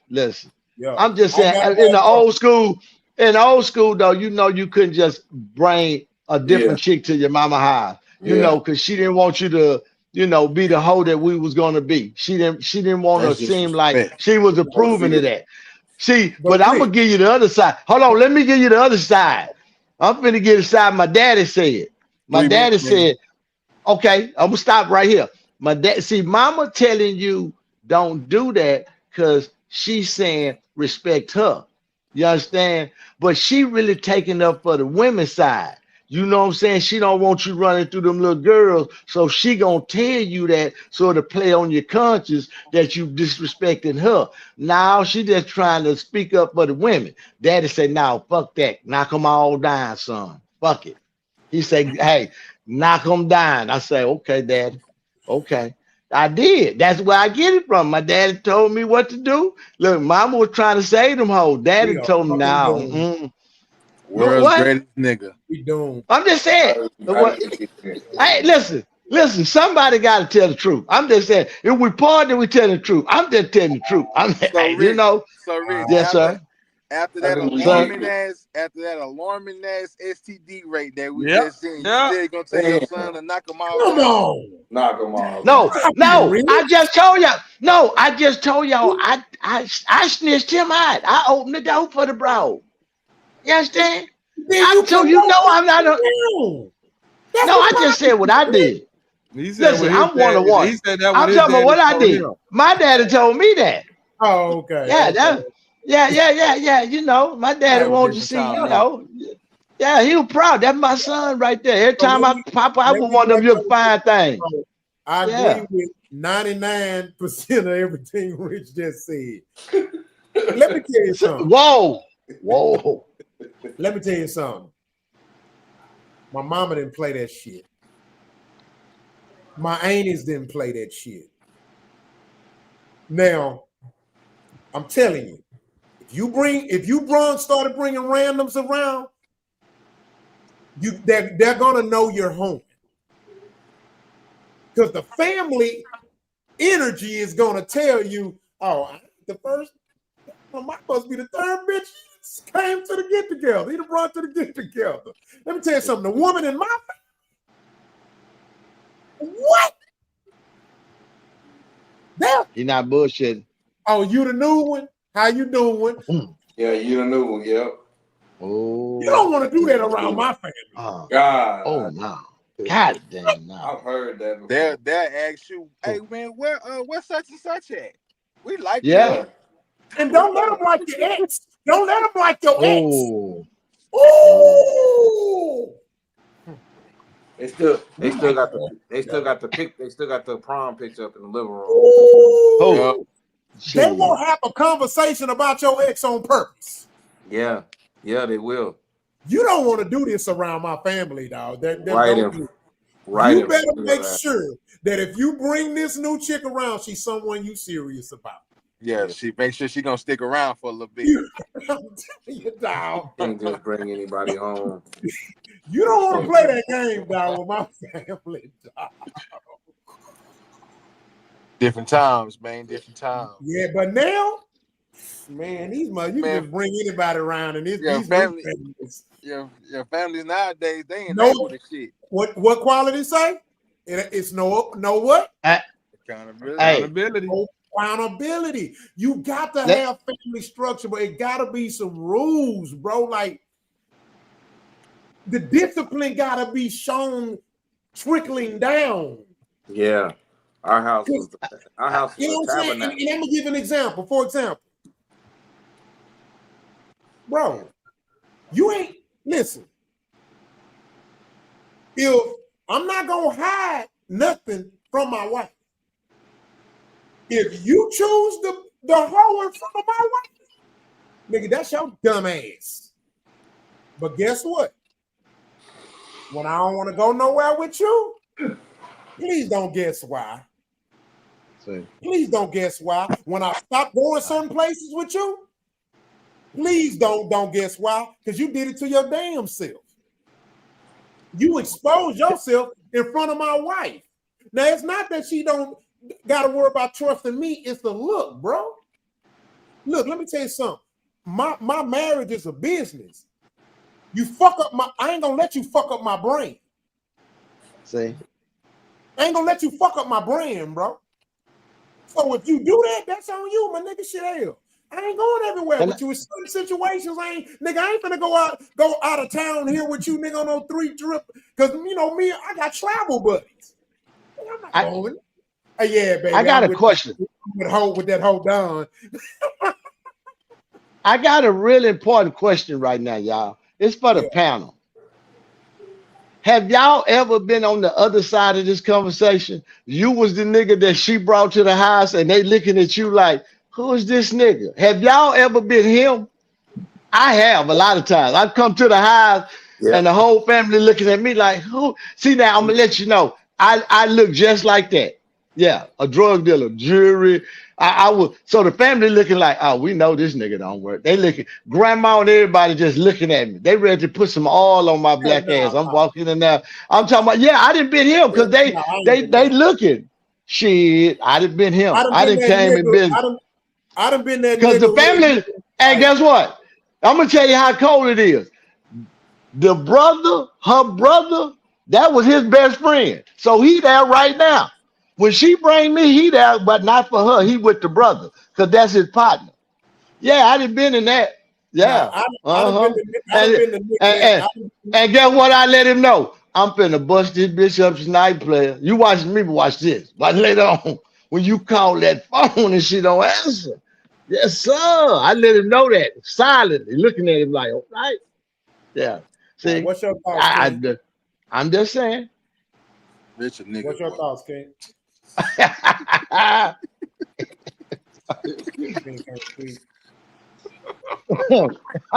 nigga here. I've been burning brain cells fucking.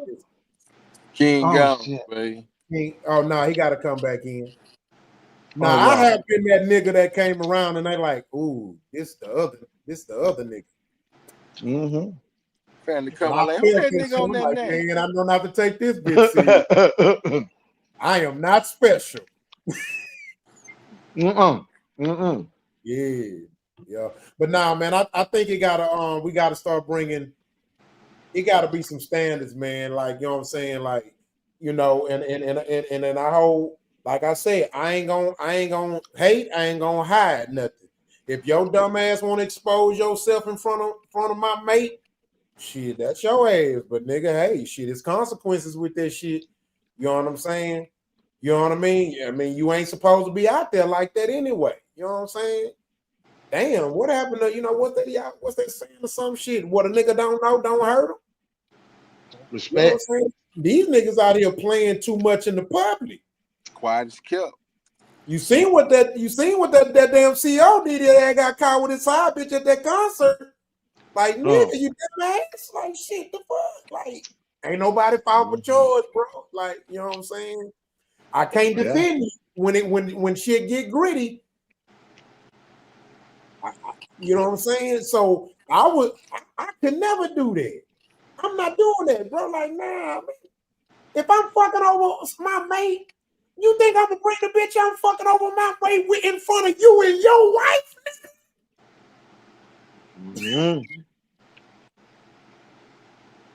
Nigga, that's insane to me, bro.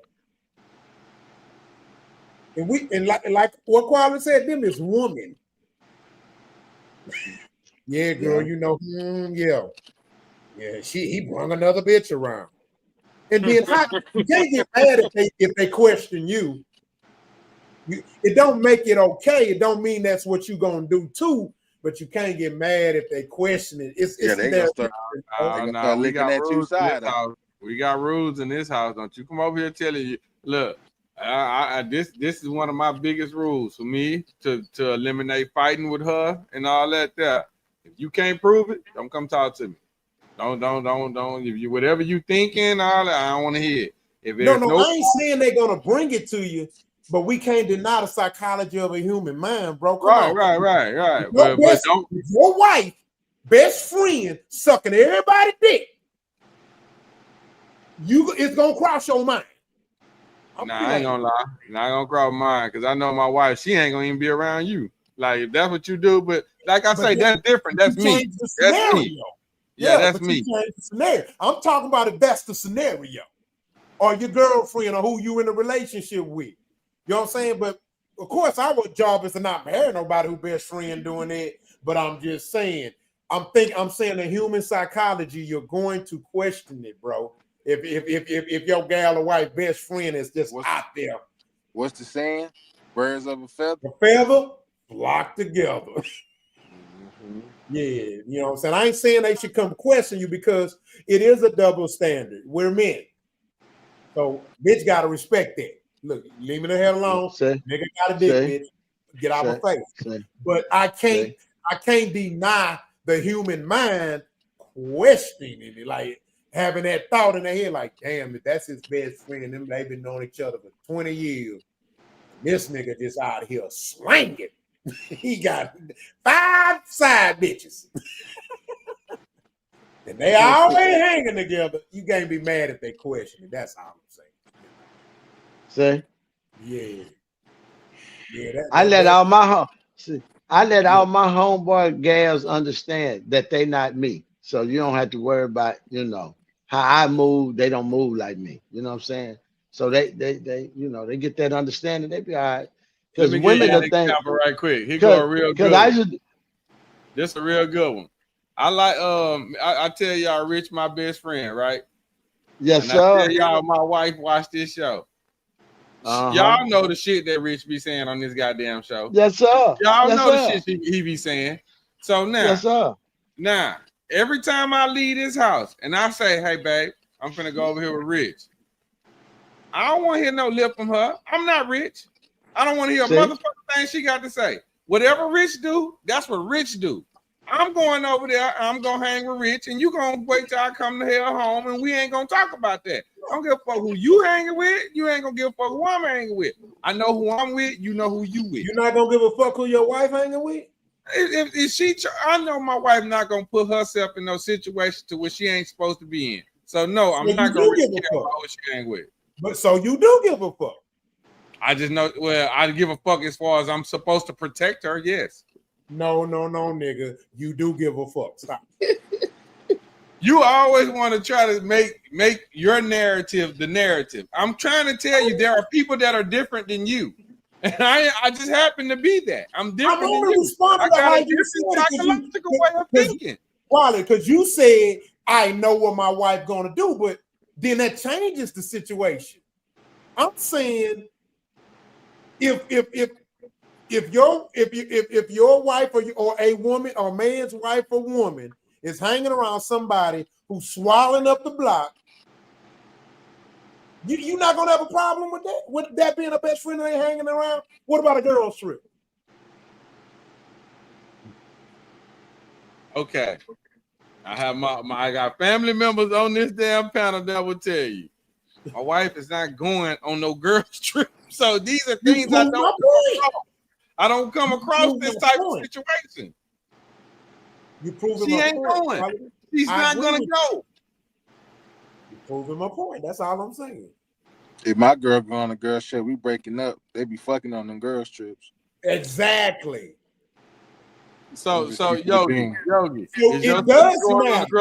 it Tell it. does matter. You do care. Sister-in-law going on a girls trip. Hey, nah, sister-in-law ain't going. She ain't going. She going right to that What is sis gonna do? She gonna go right to their room. That's her vacation.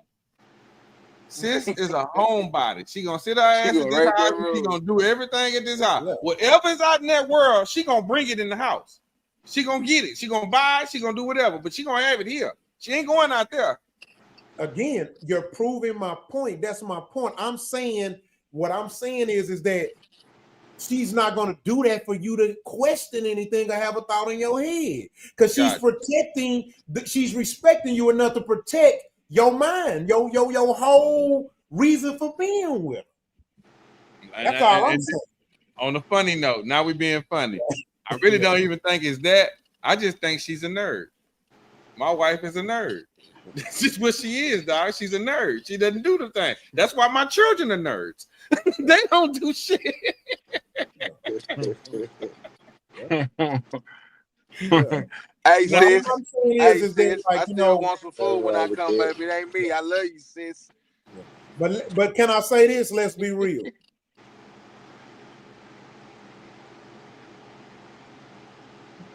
Do you agree that there is a responsibility as far as to how you move and who you move with as a man in a committed relationship? Absolutely. Okay, that's all I want to know. And it's not. And when I say that, I'm saying coming from a point of self-discipline, not about a rule that a woman giving you. From self-discipline, you know what I'm saying? Because for me, I value that. You know what I'm saying? I'm not going to just run over my wife or just do what I want to do because I want to do it, because I know she's going to be there for me and because she's loyal to me and or whatnot. You know what I'm saying? Hey, even a P got rules. Even a P has to practice self-discipline. So if a P got to practice self-discipline, we definitely got to practice some kind of self-discipline. They got to practice it. You know what I'm saying? So that's all I'm saying. Yeah, I just, it's certain things that I don't want to run. Certain things I don't want to run my wife. Absolutely. Yeah, you know what I'm saying? And my kids, that type of environment, you know what I mean? You know, it's we got to be mindful of that. You know what I'm saying? You know, I think that's important when it comes to leadership. You know what I mean? I think that's important when it comes to leadership. We do have to practice some type of self-discipline. You know what I'm saying? Some of what we preach for sure. You know what I'm saying? You know, yeah, you know, if I have I've had get-togethers where you can't come in my house if your pants sag. I don't care who your nigga is, and whatever come with it. I don't like that. I just don't not like it. Don't come in my house with your ass out. My wife in here or my kids in here, bro. I'm serious about that rule. Nick can't come in my house with that shit, kinfolk. I remember this old rule. I don't give a damn if you was bald and had spotted hairs. You come in people's house, you can't take that goddamn hat off, nigga.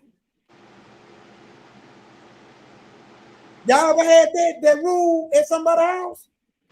Mm-hmm. Man, you gotta take that hat off because you come in some of them old folks, them old school people house. Fuck who you was. Yeah.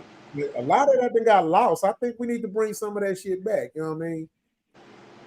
That's the old law. Yeah. That's under that old law, man. The old law was good. The old law was a good law because it didn't play. It was cut and dry. It wasn't no in between. It wasn't no wiggle room. It was what it was. The law. Yeah, most of them were good. Some of them, I think we have and should evolve from. But you know, like give me one. Give me one. Okay, I don't agree with the do what I say, not what I see. I don't fucking agree with that. I think that was bad. That was bad parenting. I don't agree with that. Do as I say and not as I do. Nope, I don't agree with that because they're humans. If a cub see a lion, the only thing they got to go off of is what they see that lion do, bro. I don't agree with that. I think that was bad parenting. That was bad advice. You know what? It could be viewed that way, or it could be viewed the other way. It could be viewed the other way because what that says is just because I have a bad habit, that don't mean you have to have a bad habit. That could be good parenting because you no excuse. It's just what it is. Like, for example, my mom smoked cigarettes. I never smoked cigarettes. She stopped eventually, but for the majority of my life, through high school, middle school, element, she smoked cigarettes. And I didn't never take that on, me or my brother. And she was Now like, watch that's this. good.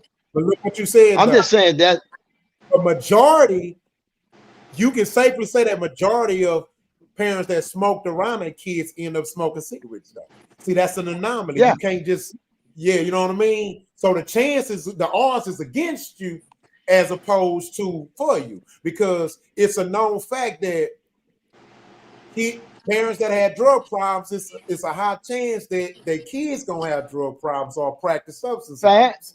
Like most of my kids smoke marijuana because I smoked marijuana. They saw that. And I was like, okay, when they got older, that's what they picked up. That didn't surprise me. You know what I'm trying to say?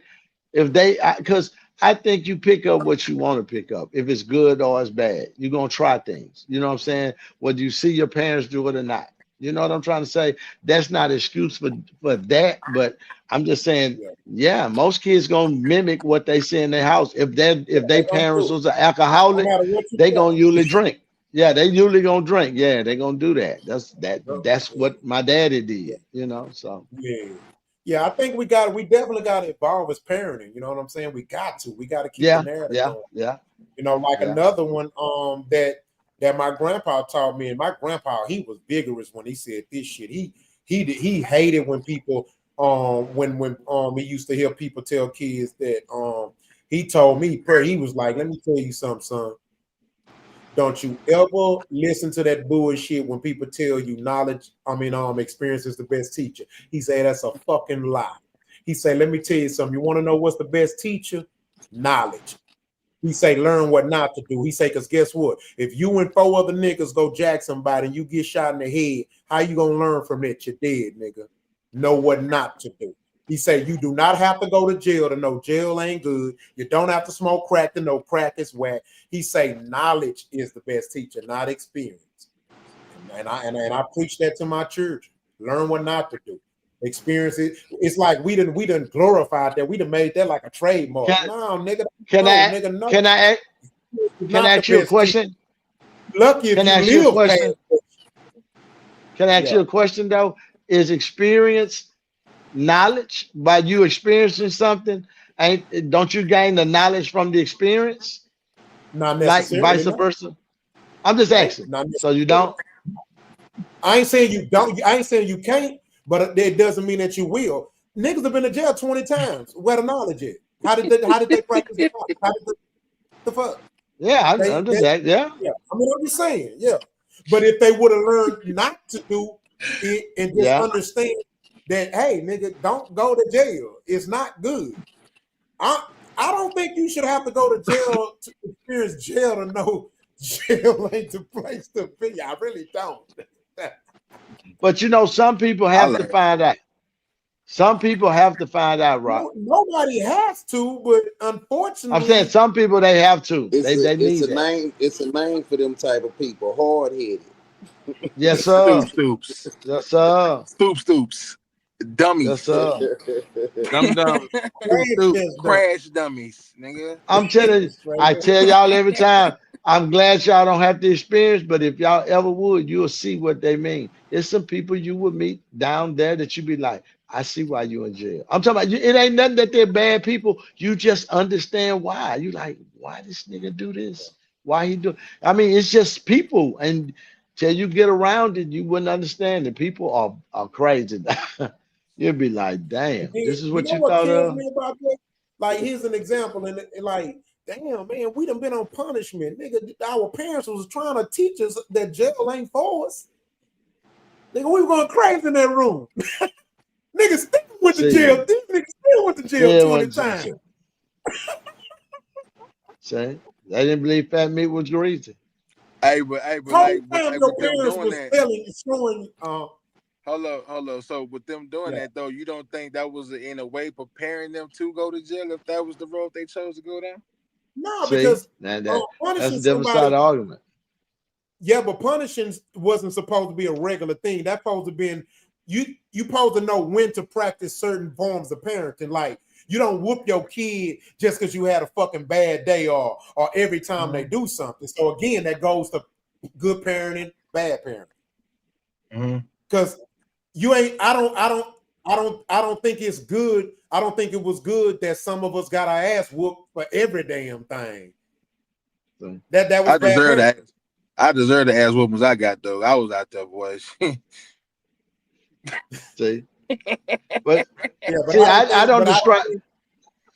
But I don't. again, it goes back to having. It goes back to trusting in the power of the mind of a human being. You know what I'm saying? Like for example, my daughter. Man, it is so beautiful to see how I can literally have intellectual conversations with her at a young age. We got to trust the minds of our kids, but again, we were, again, it's like we got to break out of those historic damage that was done to us. And so whooping our kids a lot, that's where it stems from. But we have to evolve and break out of it. And I realized, no, you don't have to whoop your damn kids for every goddamn thing. No, you don't have to you can explain some things to your kids. It's not that they're being grown, they're being inquidious. Do you know I was in high school? Oh, go ahead. No, you good. Go ahead. I was saying, do you know when I was in high school, they would send you to the office and they would give you pops. They would hit your ass 3 to 5 times for something that you did that really wasn't nothing, like talking in the class, like throwing paper. And I'm thinking about it now. My daughter and them who in school, them, if the teacher would touch them, that would fuck them up. But it was normal for us to go and get your ass popped. Pow, pow. These people hitting you hard than a motherfucker. I'm looking back at that now like that was crazy that we even accepted them to hit us for no reason. Football. You know? Oh, football coach beat your ass. Yeah, I played football in the classroom. What? And tear your ass up, man. I was like, that's crazy. That's slavery because you shouldn't put your hand. I don't subscribe like you say, Rock. I haven't whooped none of my kids. I don't subscribe to that shit. I can talk their head off. I talk to them and I take shit from them. You know what I'm saying? I do shit like that. But putting my hands on them, I'm not gonna do that for them making stupid choices and decisions. Y'all gonna live with it. The biggest thing to them is they don't want to hurt me or lose my disapproval. So they kind of stay on my good side. So that works for me. So I don't have to whoop them. I'm not with that. But when we was growing up, shit, they'll beat your ass. They'll whoop your ass at school, and you get home, your mama gonna whoop the shit out you. You embarrassing her while she at work. I'm like, what kind of shit is that? I'm getting hit for some bullshit. You know what I'm saying? And then, that ain't good to hit nobody. Nah. Yeah. All right, man. We're gonna go to the next subject. This gonna be short. I have a request from the woman after this post. Give me a second. Hey, quality stupid.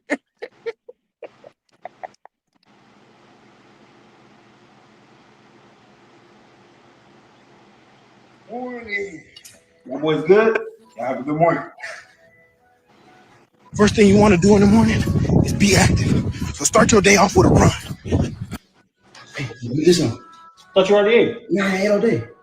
You know what? You got it. Huh? Yeah. Go ahead. You good.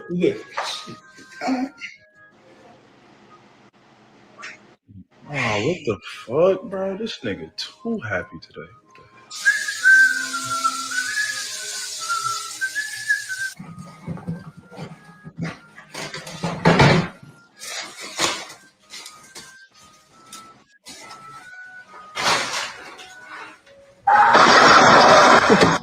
What the fuck, man? Bro, my bad, bro. I'm sorry, bro. You know what? You good. Insurance covered. You good. Have a good day, man. Guys, I get we hit all-time numbers, but we got to do 100 million.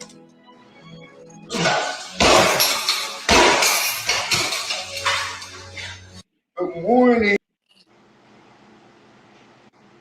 Public service announcement to all the black women out there. Let me say this in response to this video. You are your worst enemy. Give that brother some pussy. It will make your life so much better. Give that brother some good nookie. Give him some look at the rewards you will get for this. He will work overtime. You'll never have to worry about the trash getting taken out. He'll change your life. He'll change that child the day you ask. You need that room painted, he'll paint it right after. Give that brother some pussy. It's power in it. Stop punishing yourselves, neglecting yourselves by not giving that brother some nookie. Fuck your man. I'm Big Yogi, and I approve this message. Say.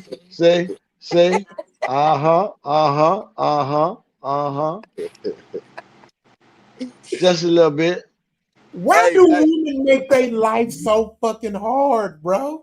Hey, Barack. Pussy. Barack. Hey, Barack. That's it. That's gotta, all. But you gotta say it right though. It gotta be some good pussy.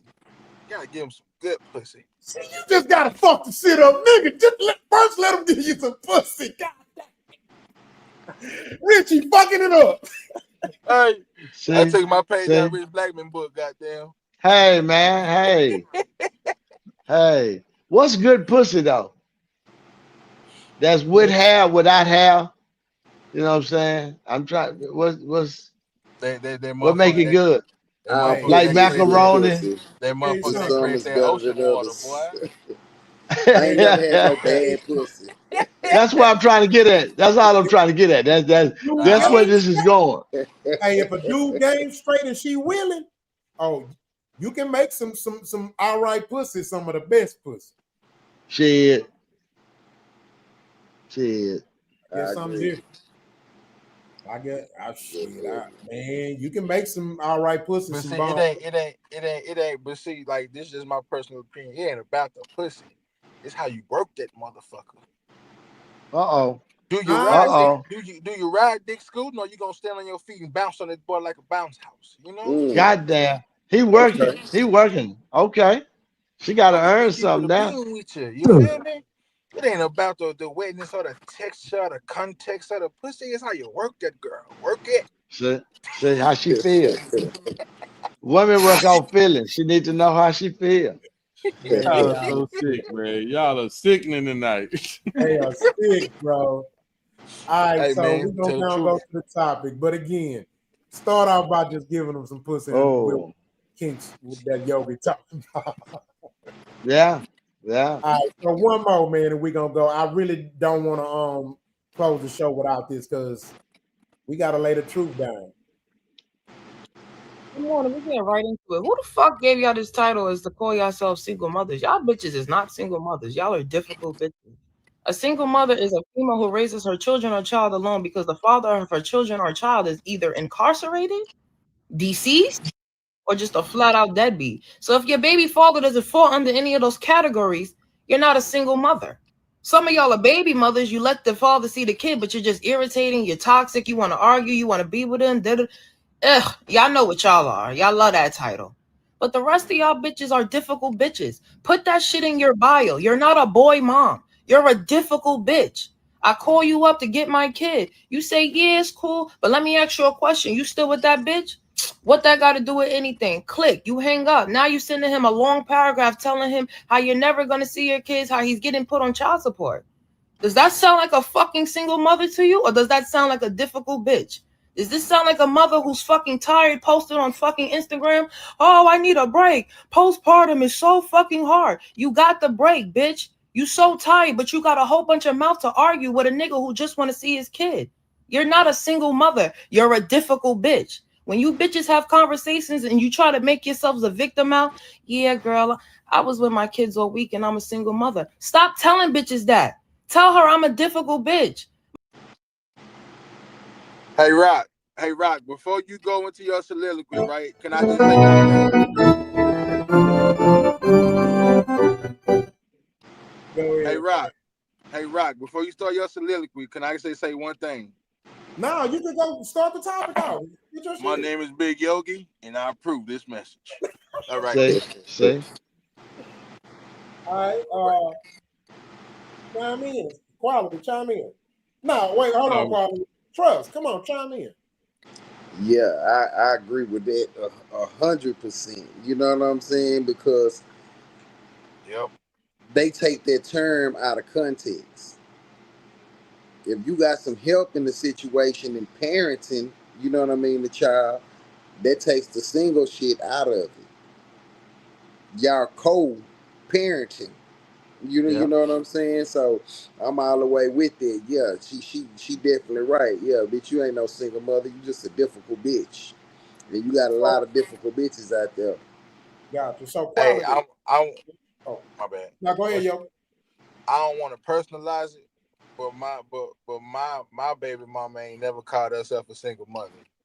I'm not gonna sit up here and make like I've been the perfect father. I've had my flaws in the game, but one thing she can never say is I ain't never been there and I ain't never been one call away. So my baby mama ain't never called herself a single mother. Yeah. So that shit is for you difficult hoes, like she say, man. Stop making it difficult. You wouldn't be a single mother if you let that man in.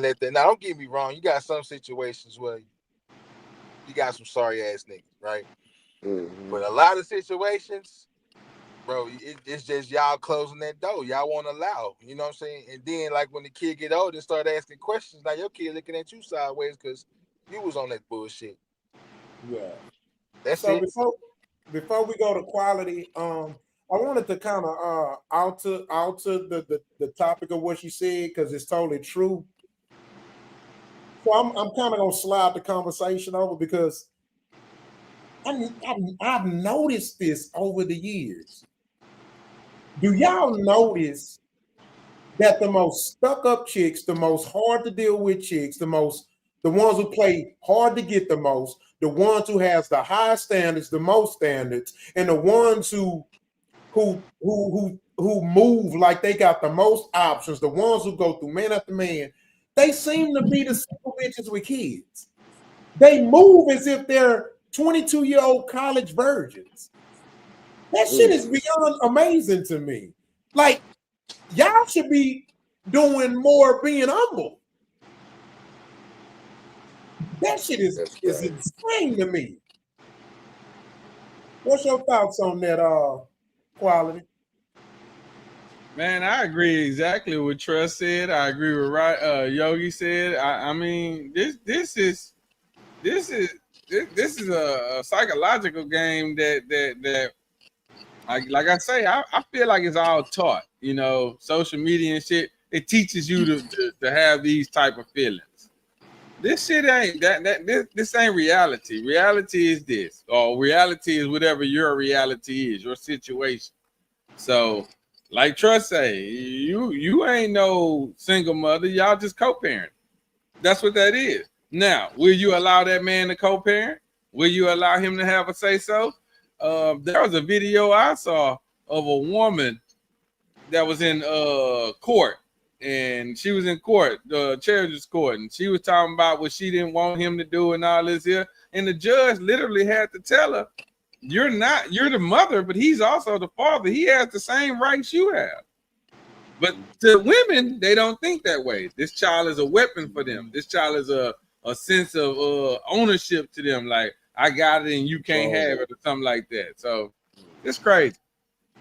Form of control. Yeah, basically. So answer this question. Why? What do you have to say to the single woman that has higher standards than a 22-year-old virgin in college with no kids? Humble yourself. Humble yourself. Yeah, basically that's about it right there. Humble yourself. The reason why you're in the situation that you in is because of the way you act and what you trying to ask somebody to require. Y'all know my statement, man. I teach my babies, hey, make sure the nigga love you. That's first thing foremost. Make sure they love you. Everything else y'all can build together. But make sure the motherfucker love you. Because if you don't have that, then what do you have? You ain't got nothing but something that you're gonna restart. You're gonna be restarting in a couple of years because that one didn't work. Because you didn't go with it with the right values. Gotcha. Rich, what's your thoughts on a single woman, 32, 33, 4 kids, but her standards is out of the roof, and she on housing, but her standards out of the roof because she got her ass and titties. Shit. Give her a reality Listen. check right now. We give them a reality check right now. Well, listen here, baby. All I can do is trap your apartment out. You know what I'm saying? I'm gonna put me some $5 grams in there. That's all I can do for you, baby. You know what I'm saying? That's it. That's all. Cause listen here, baby. You got 5 kids. You own housing, and you shouldn't have a motherfucking thing. You understand? After the second kid, you don't have nothing no more. You understand what I'm saying? You hoping a nigga pick you up now, but you got 4 and in the projects. Come on, man. And you in your 30s. Shit, your 40s don't look too bright. You know what I'm saying? Your 20s and your 30s, they showed me what your 40s gonna look like. So now, them bitches illusional, man. These women, what's going on? They pricing their pussy out the game. That's what they're doing. You got to keep your pussy in the game. Realize what it is. You know what I'm saying? Market You think value. Market value. you got to know. You can't price it out the game, you know? You got 4 kids and you in the projects, you know? Back in your So, heyday, I'm sure you was bad, but not no more. Rich, let me Shit add to now. that because you said some deep shit right about the pricing yourself out the game. You want to know when I knew just how fucked up black women in general became? When they start charging just as much for you to take them out as how much it is the price of coochie. Yes, You sir. talking about the volleyball? I mean the tennis bitch. No, I'm not now. We ain't. This was before her. Think about this. Chicks are chicks are asking for getting coochie prices just to take you out. That's when I knew they was fucked up. That's when I knew this shit is fucked up. Because how you gonna charge someone just to take you out to eat when a nigga can buy some coochie, if not less? But that's when you knew the game had changed. We had a different type of trick. All tricks are different. It's like fishes. You got a big sea. It depends on what you land. You may land a speckled trout. You may get a marlin. You may get a catfish. But you got no see them type of tricks now. They dangerous. All they dangerous. They just pay for the time. But them type of bitches came before them type of tricks, though. Them type of bitches birthed them type of tricks. Yes, sir. It's got to be a market for it. And they use a different type of bait. They give you no money and you ain't giving nothing back. Who? Not no old school trick. Man, nah, not at all. How much for that candy, girl? See, Will Earl gonna fuck the lining out that pussy? You ain't gonna shit. Earl made it up the studio. Yeah, you gotta charge him double because you ain't doing nothing else tonight. Shit now. Now Diavante, he the fool. He gonna go take you out on the steak dinner and he ain't gonna. Oh man. Oh man. Bitch gonna be at Roof Chris taking pictures. He gonna look. He won't. Without him. Yeah. Taking pictures without him. Yeah, without him. in it. His arm. He wants First some. date, He wants some nervous. company. Shut your bitch ass up. Y'all don't realize though. All the niggas wanted some company. It's 2 different type of niggas. Definitely is. But you know what happened? For a minute, the women started losing, you know what I'm saying? Because the niggas just want companions. Man, when them niggas start buying them pocket bullets, them hoes had to drop the price of pussy. Because niggas buying them dogs, they was getting their company with the dogs. Every nigga you saw had a little bit of that dog with him, a little bully. One of them little dogs. They spending that money on them. Them hoes had to drop the price of pussy to $40 then. I'm telling you. Look it up. That's a fact. That $40. $40 got them back in the game. $40 get you in the game. That $40 a motherfucker, boy. 2 20s. You understand me? All right. I'm just saying. And hey, that was the best thing. Yeah, man. Another All right, y'all. I'm gonna clip this shit up. I'm gonna clip up some of it tonight, but I gotta do some clippings of the episode before this. So again, y'all, right now, our number one goal is to just up the subscribers. So let's do a quick push on it. You know, we can maybe reach out to whoever we reached out to one more time. You know what I mean? Ain't nothing wrong with giving nobody else a chance. So, but like we said earlier, we ain't begging nobody for shit. I ain't paid once for no promotion or subscribe them. All this shit is organic. We just hit 50 plus thousand views today as well. So let's keep it going, bro. So like I say, let's go and do this push the rest of this week. So that way we can all do it at the same time. Post, share, comment, send it to your people in your contacts, and let's do this, man. And then after that, we're gonna put this bitch right back on autopilot. Hey man, real recognize real and the fake gonna fade away. Fuck you talking about? I'm ready. Peace.